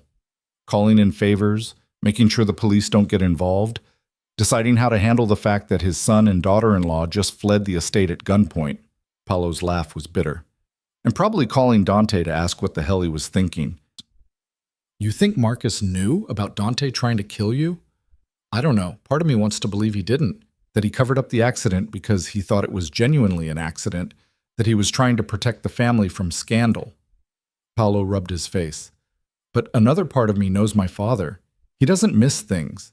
If Dante was planning something, Marcus would have known. Then why not stop it? Because maybe he didn't want to. The words came out quiet, heavy with the pain that Angel recognized. The pain of realizing your parent wasn't who you thought they were. Dante's ambitious, but he's controllable. I'm not. I ask questions, push back, refuse to fall in line. Maybe Marcus decided it was easier to have a son he could manage than one who challenged him. Angel didn't know what to say to that. So she just sat with him in the silence, listening to the wind in the trees and the creak of the old cabin settling. We should try to sleep, Paulo said eventually. Tomorrow we need to figure out our next move. What is our next move? I don't know yet. But first thing in the morning, I'm calling some people. People who aren't family, who don't owe the Bianchis anything. We need information, evidence, something concrete that proves Dante was behind the accident. Paulo stood and stretched, wincing. His body still wasn't used to this much activity. And we need to figure out how to stay alive long enough to use it. Angel followed him toward the bedroom, then stopped in the doorway. The bed was small, barely big enough for two people. There was no couch in the room. No other sleeping option except the worn furniture in the main room. Paulo seemed to realize the problem at the same time. I'll take the couch. You need rest more than I do. Your recovery, I'll take the couch, he repeated firmly. You take the bed. Paulo Angel, please, just take the bed. He grabbed a pillow from the bedroom and retreated to the living room before she could argue further. She closed the door and collapsed onto the bed, still fully clothed, too exhausted to care about changing. But sleep didn't come easily. Every sound outside made her tense. Every creak of the cabin made her wonder if someone had found them. She stared at the ceiling, watching shadows shift with the wind, and tried not to think about Dante's gun pointed at her head. Somewhere around 3 in the morning, she heard movement in the other room. Footsteps, quiet but restless. Paulo couldn't sleep either. Angel got up and opened the door. Paulo was standing by the window, staring out at the darkness, his phone in his hand. Can't sleep? She asked. He didn't turn around. Keeps replaying in my head. The gun, the gunshots, the look on Dante's face when he admitted he tried to kill me. Like it was just business, just another problem to solve. He's wrong. It's not just business. To him it is. To all of them. Paulo finally turned to face her. My family runs on power and money and loyalty, in that order. Everything else is expendable, including me. Angel crossed the room and stood beside him at the window. Not to me. Paulo looked at her, something vulnerable flickering across his face. You barely know me. I know enough. I know you didn't ask for any of this. I know you woke up from a coma to find your life stolen. And I know you're trying to do the right thing, even though it would be easier to just walk away. Walking away means your father loses his care. So does dying. And you're choosing to fight instead of run. That says something about who you are. They stood close in the darkness, close enough that Angel could see the exhaustion in Paulo's eyes, the tension in his jaw. Close enough that when he reached out and took her hand, she didn't pull away. "Thank you," he said quietly, "for driving through that gate, for not leaving when I gave you the chance, for being here. Where else would I be?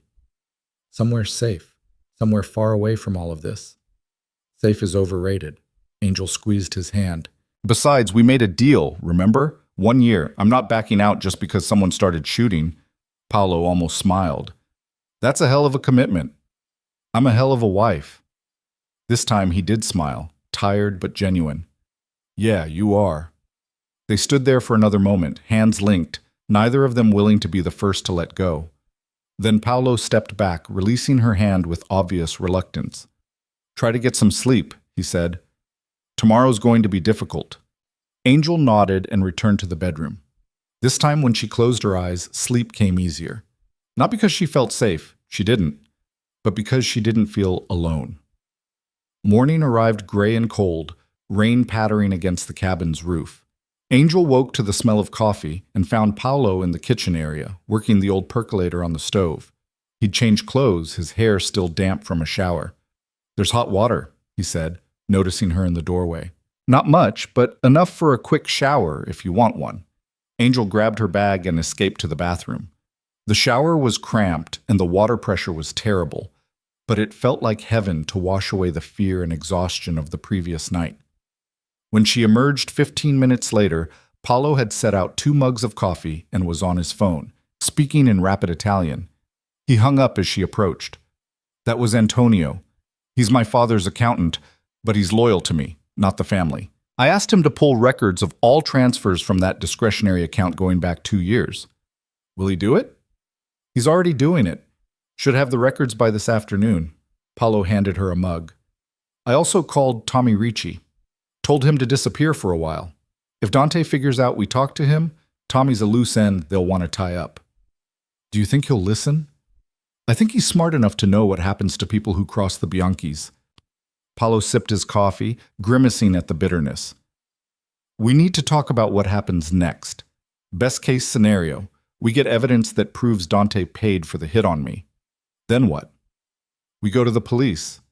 And tell them what? That the son of Marcus Bianchi hired someone to cut his cousin's brake lines? You think they'll investigate? The Bianchis own half the police force, Angel. We'd be walking into a trap.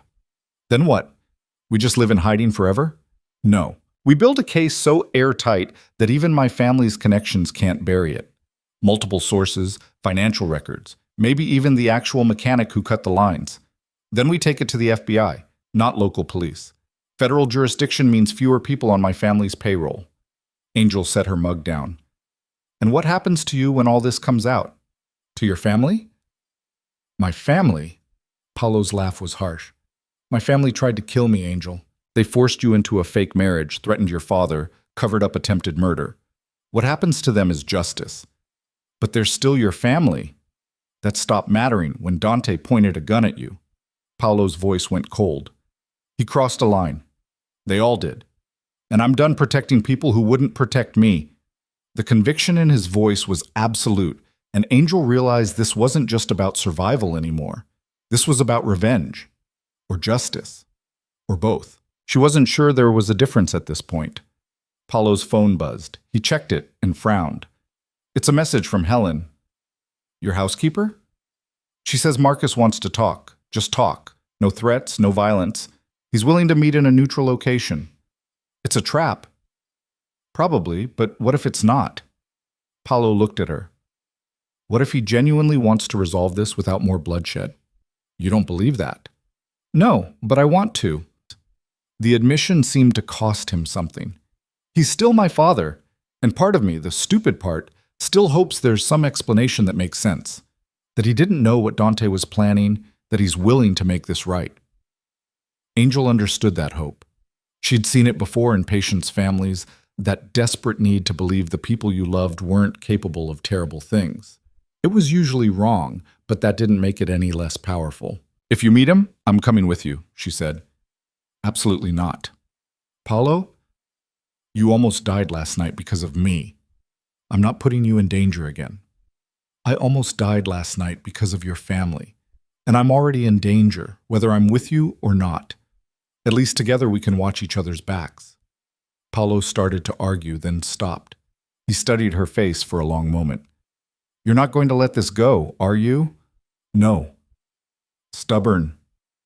Takes one to know one. Paulo shook his head, but there was something like admiration in his eyes. Fine, but if anything feels wrong, we leave. No heroics, no trying to fix things, we just run. Agreed. They spent the rest of the morning preparing. Paulo made more calls, arranging the meeting for that evening at a restaurant in the city, public, crowded, with multiple exits. He also arranged for Antonio to be nearby with the financial records, ready to hand them over if things went south. Around noon, Paulo's phone rang again. This time it was Vincent Caruso. I'm calling on behalf of Marcus, Vincent said, his voice carrying through the speakerphone. He wants you to know that what happened with Dante was unauthorized. The family had no knowledge of his actions, and measures have been taken to ensure your safety. What kind of measures? Paulo asked. Dante has been removed from all business operations pending a full investigation. He's been asked to leave the estate.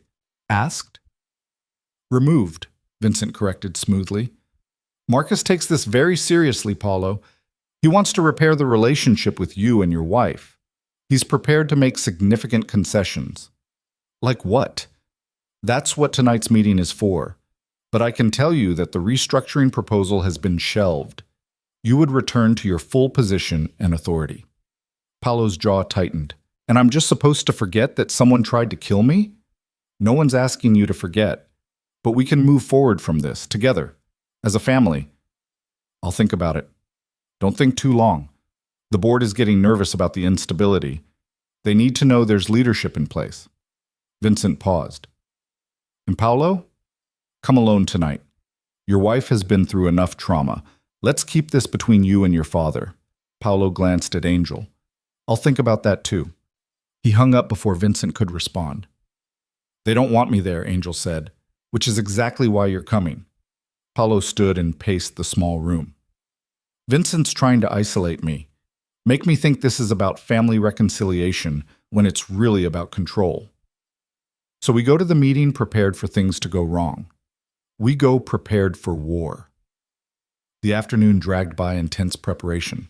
Paulo went through the documents he'd taken from the estate, highlighting discrepancies and questionable transactions. Angel checked and rechecked the burner phone, making sure it was fully charged. They ate a silent lunch of canned soup and crackers, neither of them tasting the food. Around 4, Antonio called back. He'd found something interesting in the financial records. The $50,000 to the shell company wasn't the only suspicious payment, Antonio explained. There were 3 smaller transfers in the weeks leading up to it. $5,000 here, $3,000 there, all to different accounts, all untraceable. Set up payments, Paulo said. He was arranging everything piece by piece. That's what it looks like. But here's the thing. The authorization codes for those transfers, they weren't Dante's. Paulo went very still. Whose were they? Your father's. The words hung in the air like a death sentence. Angel watched Paulo's face go blank, all emotion draining away. She wanted to reach for him, to offer comfort, but she didn't know if he'd accept it right now. You're sure? Paulo asked, his voice carefully neutral. I've triple-checked. The authorization codes don't lie. Marcus approved those payments personally. But not the final $50,000.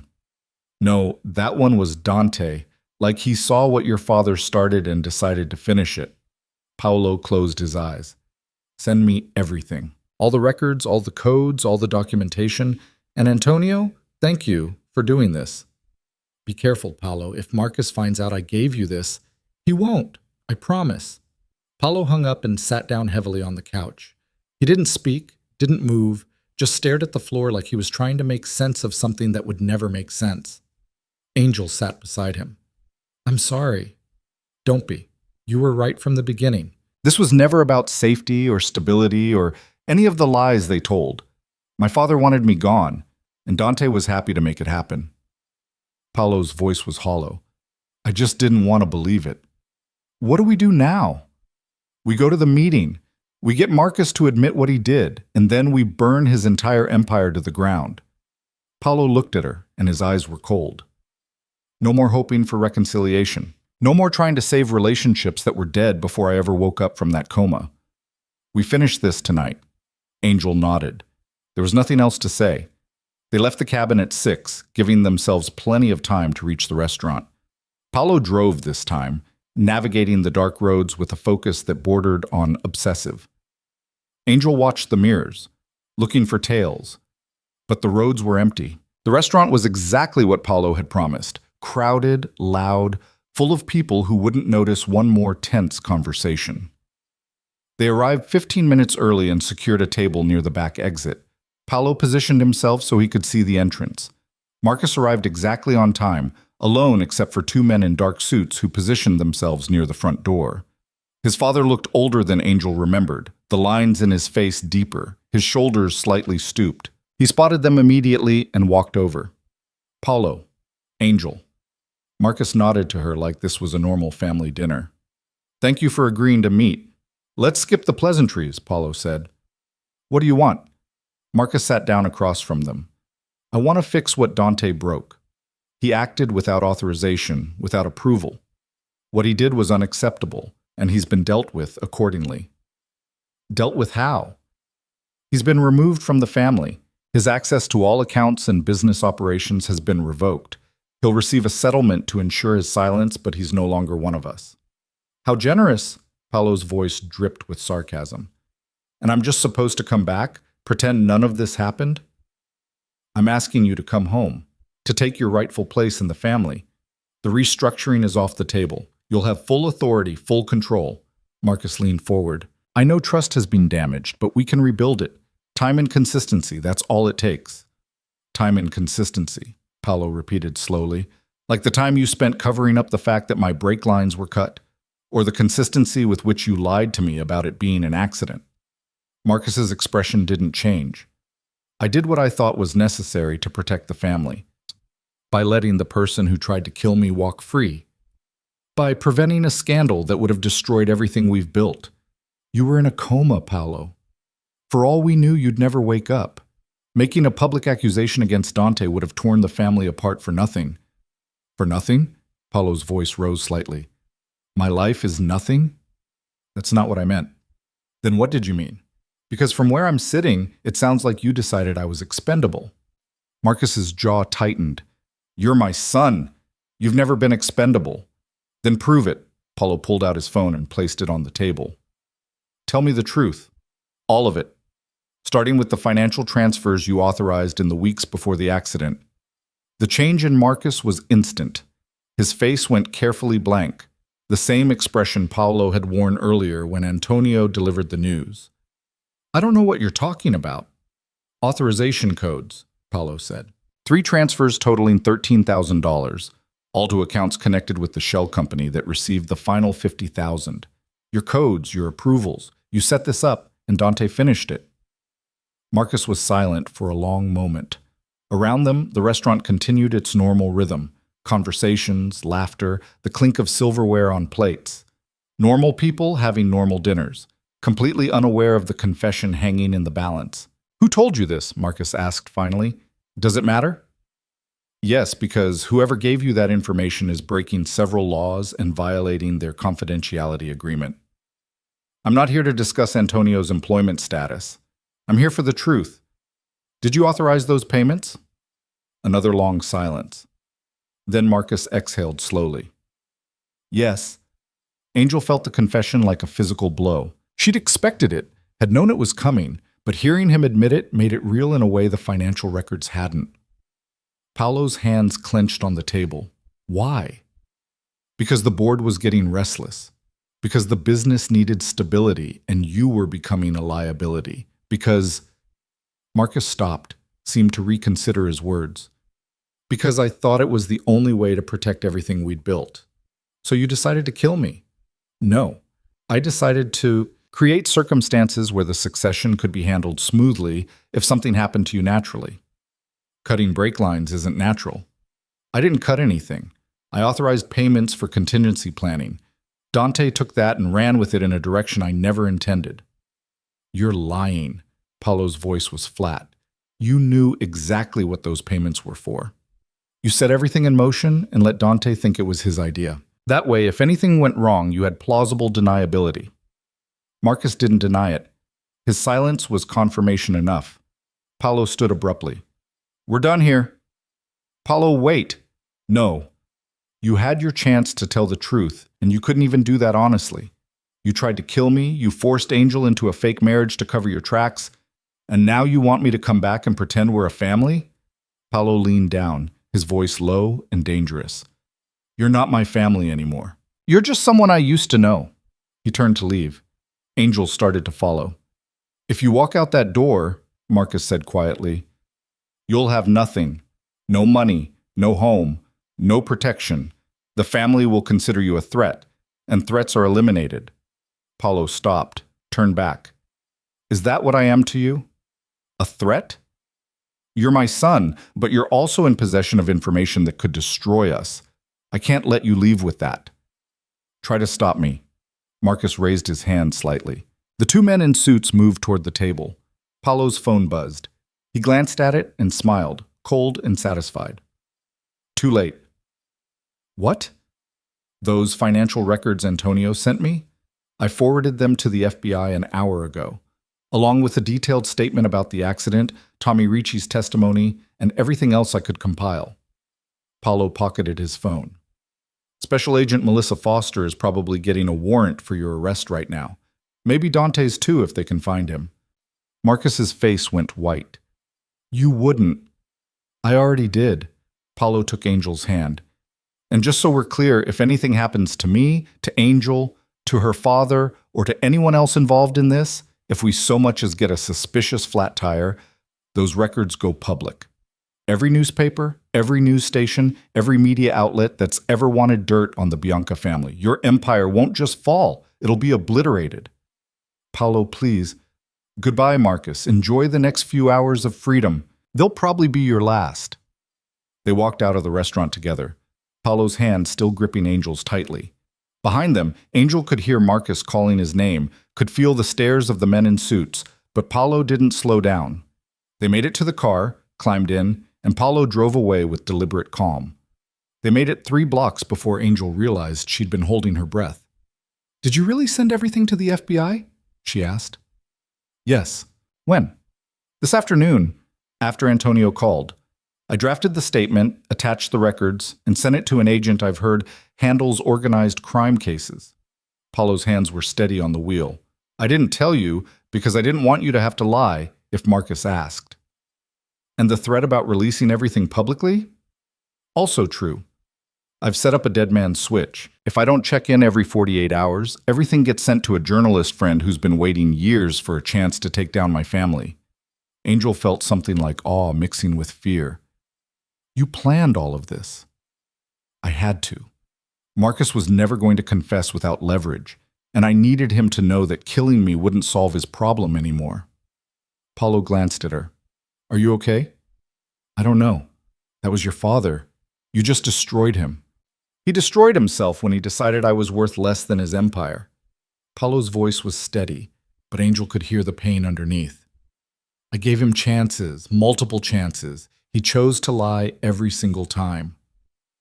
They drove in silence for a while. Angel watched the city lights blur past, thinking about Marcus's face when Paulo revealed what he'd done. The shock, the fear, the realization that his son had outmaneuvered him completely. What happens now? She asked. Now we wait. The FBI will investigate. If the evidence is as solid as Antonio says, they'll bring charges. Marcus will fight it. We'll throw money at lawyers and try to make deals. But with federal charges, Paulo shrugged. Even the Bianchis can't buy their way out of attempted murder. And us? We stay hidden until we know it's safe. The cabin, or somewhere else if we need to move. And we wait for the dust to settle. He squeezed her hand. I'm sorry I dragged you into this. You didn't drag me anywhere. I chose to stay. You shouldn't have had to choose. Maybe not, but I did. Angel looked at their joined hands, at the gold band still on her finger. And for what it's worth, I'd choose the same thing again. Paulo pulled the car over suddenly into the parking lot of a closed strip mall. He put it in park and turned to face her fully. "Why?" he asked. "Why would you choose this? You could have walked away a dozen times. Could have broken the contract, disappeared, started over somewhere new. Why stay?"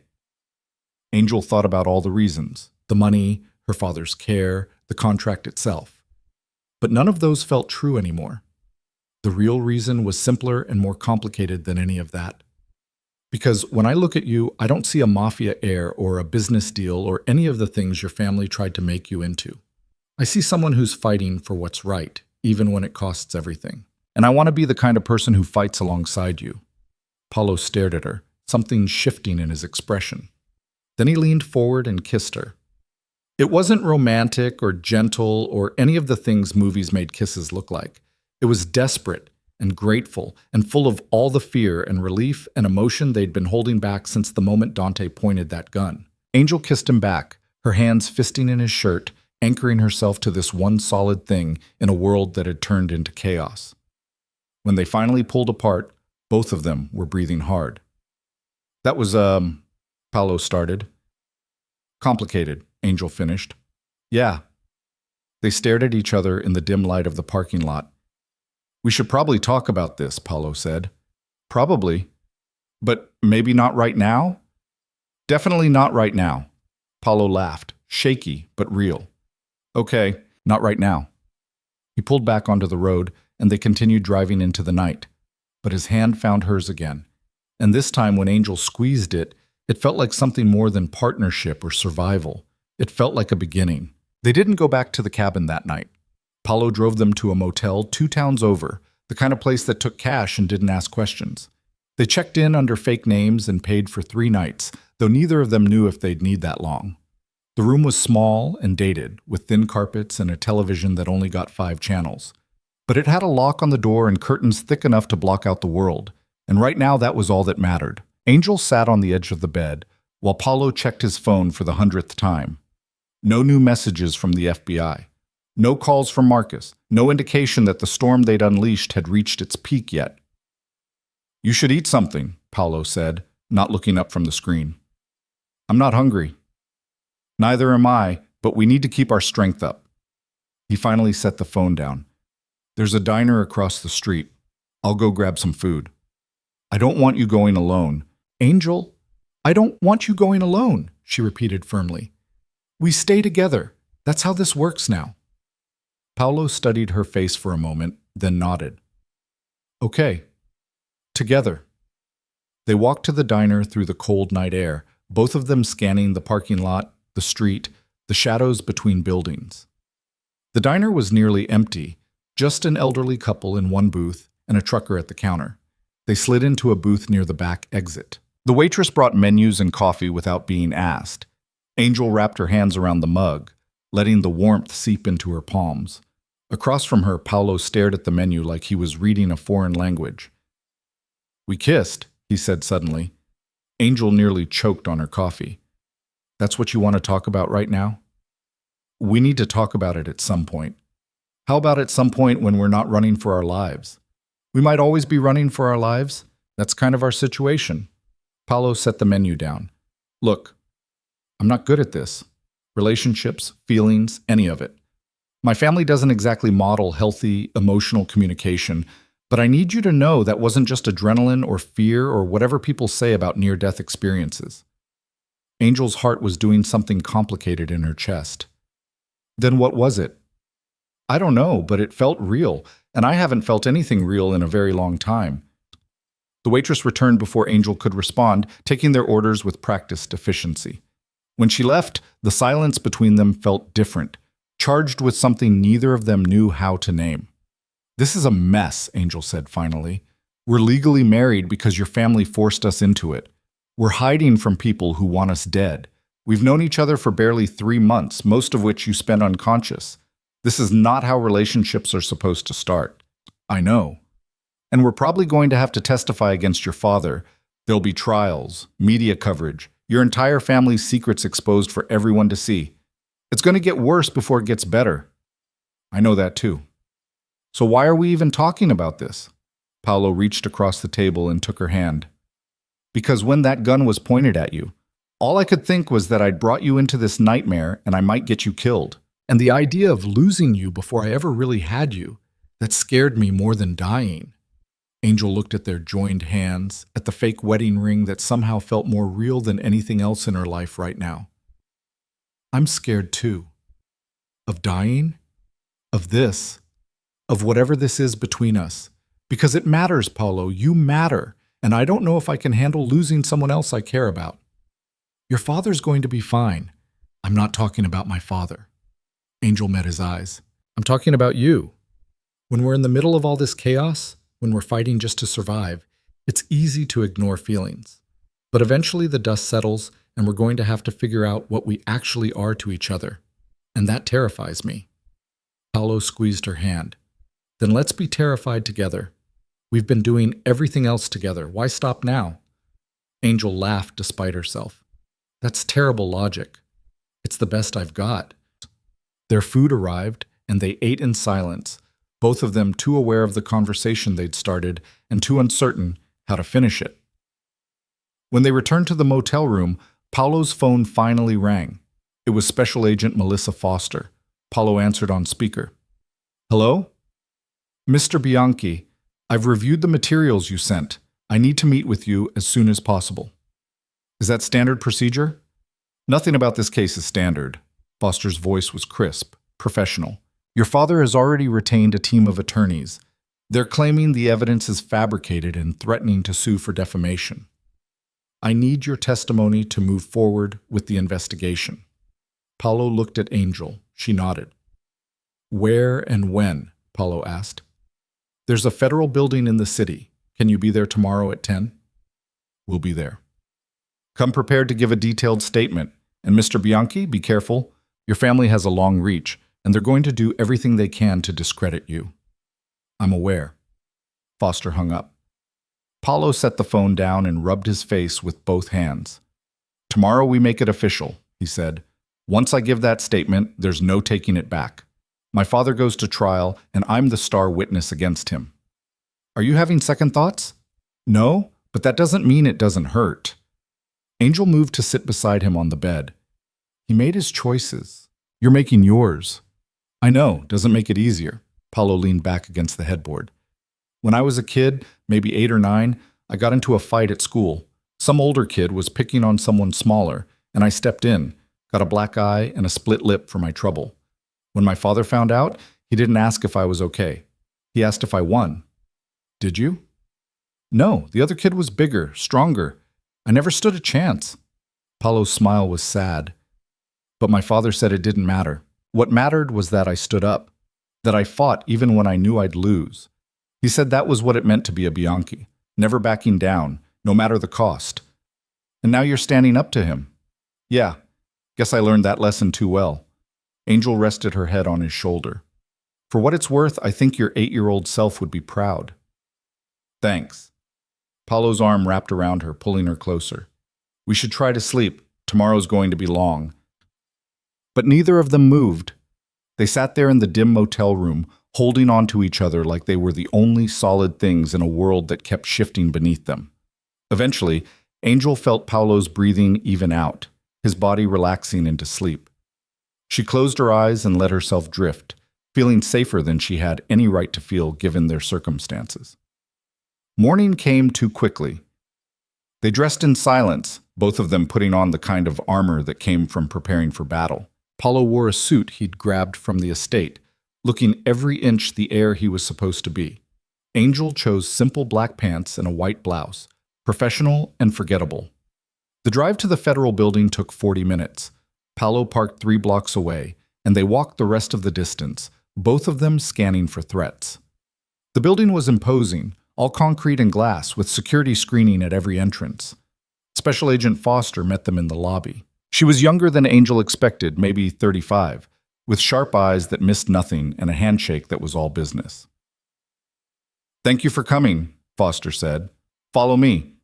She led them through security and up to the 5th floor, into a conference room with a long table and recording equipment set up at one end. 2 other agents were already there, both men in their 40s, both looking like they'd seen everything and believed nothing. This is Agent Chen and Agent Rodriguez, Foster said. They'll be assisting with the interview. Mr. Bianchi, if you'll have a seat.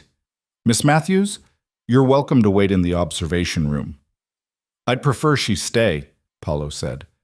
Foster considered this.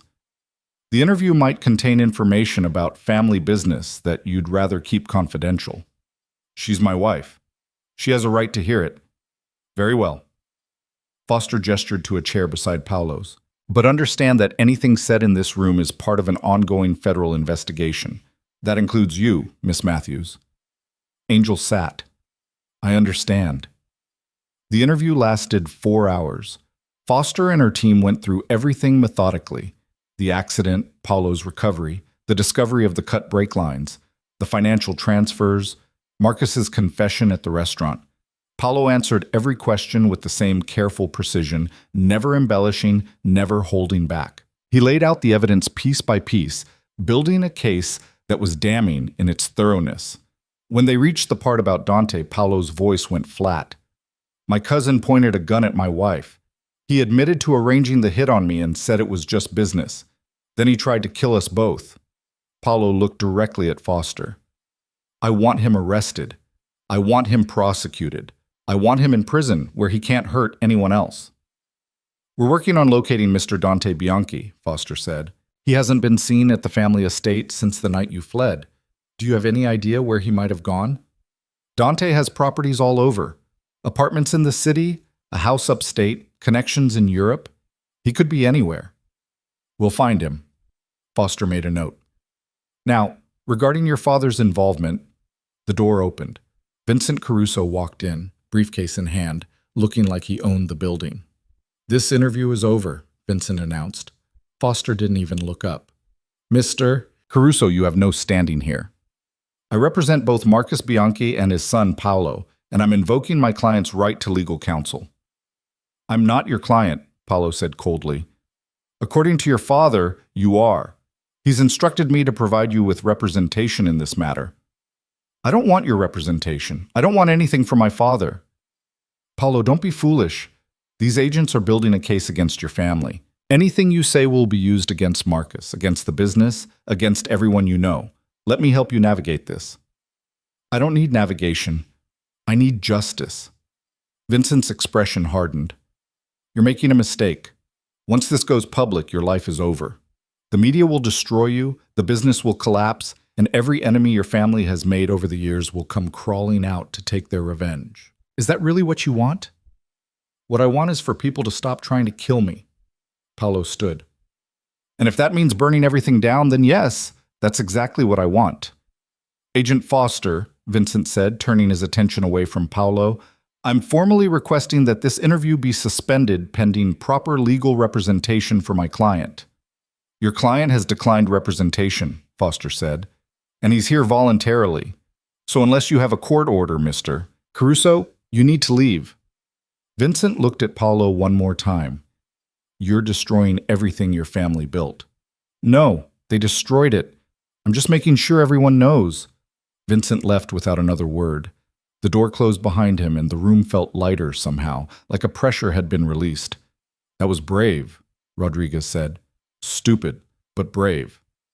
I've been hearing that a lot lately. Paulo sat back down. Can we continue? They finished the interview an hour later. Foster thanked them both, promised to be in touch, and arranged for agents to keep an eye on Angel's father at the rehabilitation facility. When they finally stepped back out onto the street, the sun was high overhead, and the city felt like it had moved on without them. What now? Angel asked. Now we wait for the wheels of justice to turn. Paulo took her hand as they walked back to the car. And we figure out what comes after. After what? After all of this. The trials, the media circus, the family implosion. Eventually it'll be over, and we'll need to decide what we actually want our lives to look like. Angel thought about the contract, about the year they were supposed to spend married. It felt like a lifetime ago that she'd signed those papers, trading her freedom for her father's life. So much had changed since then. She'd changed. I want my father to finish his recovery, she said. I want to see him walk out of that facility healthy and strong. Okay, what else? I want to go back to nursing, real nursing, not just being someone's caretaker because a contract says I have to. That's good. What else? Angel stopped walking and turned to face him. I want to know if what we have is real, or if it's just trauma bonding and survival instinct. Paulo's expression softened. Only one way to find out. Which is? We keep doing what we've been doing. Taking it one day at a time, figuring things out as we go. No pressure, no expectations, just seeing what happens. That's very non-committal for someone who's legally married to me. I'm working on my commitment issues. Paulo smiled. Give me time. How much time? However long it takes. He pulled her closer. I know this started as a transaction, a deal made out of desperation. But somewhere along the way, it became something else. And I'd like to find out what that something is, if you're willing.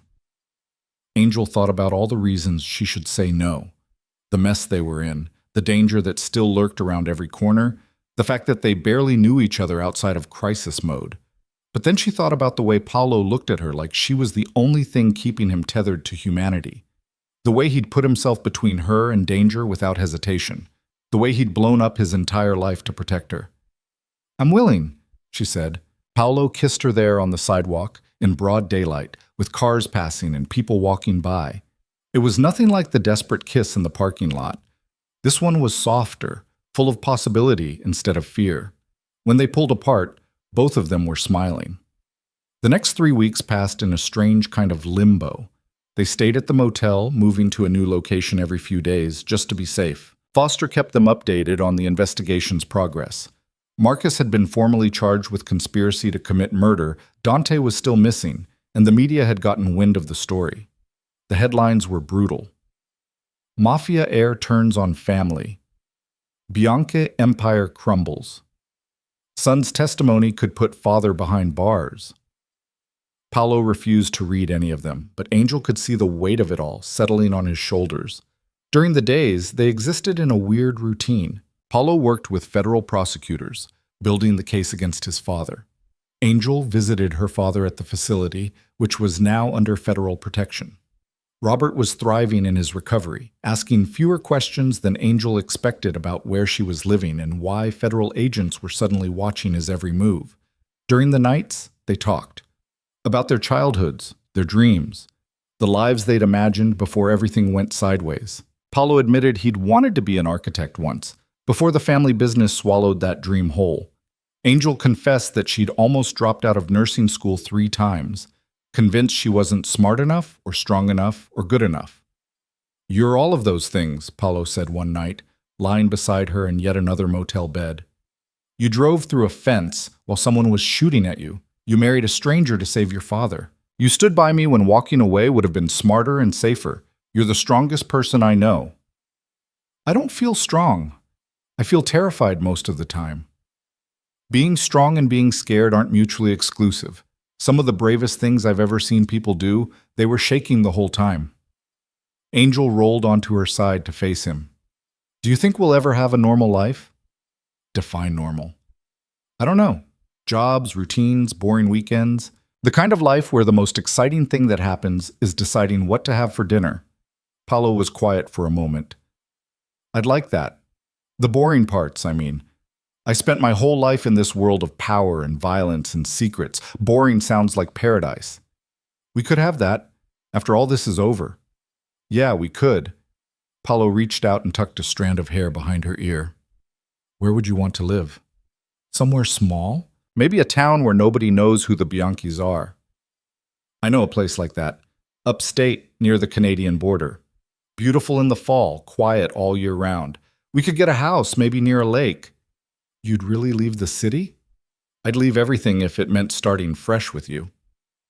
Angel felt something crack open in her chest, something that had been locked tight since the day she signed that contract. Paulo Bianchi, are you proposing a real life to me? I'm proposing whatever you want. Real life, real marriage, real future. All of it. Even though we barely know each other? We know the important things. We know we're willing to fight for each other. We know we're stronger together than apart. Everything else is just details. Angel kissed him, slow and deep, and let herself believe in the possibility of after. 4 weeks after Paulo's testimony, the trial began. Marcus Bianchi pleaded not guilty to all charges and hired the best defense team money could buy.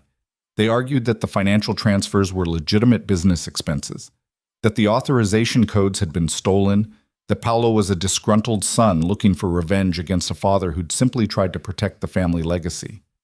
Paulo took the stand on the third day. Angel sat in the gallery watching him calmly dismantle every defense argument with facts and evidence and the kind of quiet conviction that couldn't be shaken. He never raised his voice, never showed emotion, just methodically built the case against his father until there was no reasonable doubt left. The jury deliberated for 2 days.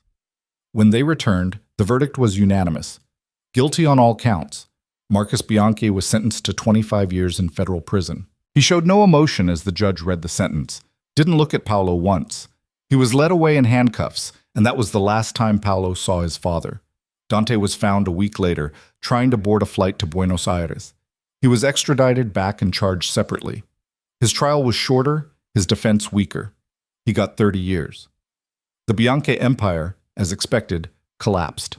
The business was dismantled, assets seized, properties sold to pay restitution to victims of the family's various crimes. Paulo inherited nothing, which was exactly what he wanted. 6 months after the verdict, Angel and Paulo stood in a small courthouse similar to the one where they'd first been married. But this time, there were flowers. There were friends. A few nurses from Angel's old hospital, Antonio the accountant, Special Agent Foster who'd become an unlikely ally. There was Angel's father, walking slowly but steadily down the aisle to give his daughter away. And this time, when Paulo took Angel's hand and said his vows, he meant every word. I, Paulo, take you, Angel, to be my wife. Not because a contract says I have to, not because circumstances forced us together, but because I choose you. Every day, in every way, I choose you. Angel's voice shook when she spoke her vows. I, Angel, take you, Paulo, to be my husband. You woke up to a nightmare and turned it into something beautiful. You showed me what it means to fight for what's right, even when it costs everything, and I choose to spend the rest of my life fighting alongside you. The judge who married them smiled. By the power vested in me, I now pronounce you husband and wife. You may kiss your bride. Paulo did, thoroughly, while their small gathering of witnesses cheered. After the ceremony, Paulo pulled a folded piece of paper from his pocket. It was the original contract, the one that had started everything. He held it up so Angel could see. Vincent gave me this before the trial, said I might want it for posterity or legal documentation or something. Paulo pulled out a lighter. I have a better idea. He set the contract on fire. They watched it burn, the words that had bound them turning to ash and smoke. When it was nothing but cinders, Paulo scattered them in the wind. We're free, he said. We were always free, Angel corrected. We just didn't know it yet. They bought a house 6 months later, exactly where Paulo had described. Upstate, near a lake, in a town where nobody cared about the Bianchi name or the trial or any of it. Angel got a job at the local hospital. Paulo started taking architecture classes at the community college, finally chasing that old dream. Robert moved into a small apartment nearby, fully recovered and working part-time at a hardware store. He had dinner with us every Sunday and eventually stopped asking if they were really okay. They were more than okay. On their first anniversary, the real one, not the contract one, Paulo took Angel out to the lake. They sat on the dock watching the sunset paint the water gold and orange and pink. I was thinking, Paulo said, we should probably talk about the future. We talk about the future all the time. I mean the long-term future. Kids? Maybe. If that's something you want. Angel looked at him in surprise. You want kids? I want a family, a real one. The kind I never had growing up. The kind where people choose to be together, not because of business or obligation or fear. Paulo took her hand. And I want that with you, if you want it too. Angel thought about everything they'd survived to get here. The fear, the danger, the betrayal, the loss. And she thought about everything they'd built, this life, this love, this choice to be together every single day. I want it too, she said. Paulo pulled her close, and they sat there watching the sun disappear below the horizon. The darkness that followed wasn't scary anymore.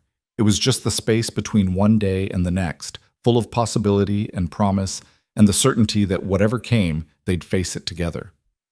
Angel had signed a contract once, out of desperation and fear, marrying a man she'd never met to save her father's life. It had been the worst decision and the best decision and the most complicated decision she'd ever made. But sitting here now with Paulo's arm around her and their future spreading out like the lake before them, Angel realized something. That contract hadn't trapped her. It had freed her. It had brought her to exactly where she was supposed to be. Sometimes the worst circumstances led to the best outcomes. Sometimes deals made in desperation turned into something real. Sometimes you had to lose everything to find out what actually mattered. And sometimes, just sometimes, marriages that started as contracts turned into love stories. Paulo kissed her temple. "What are you thinking about?" "How lucky I am." "Lucky? We almost died. Multiple times." "I know, but we didn't. And now we're here, and we're happy, and we're free. That's not luck. That's us refusing to give up." "Fair point," Paulo smiled. "So what do we do now?" Angel leaned into him, feeling more content than she'd ever thought possible.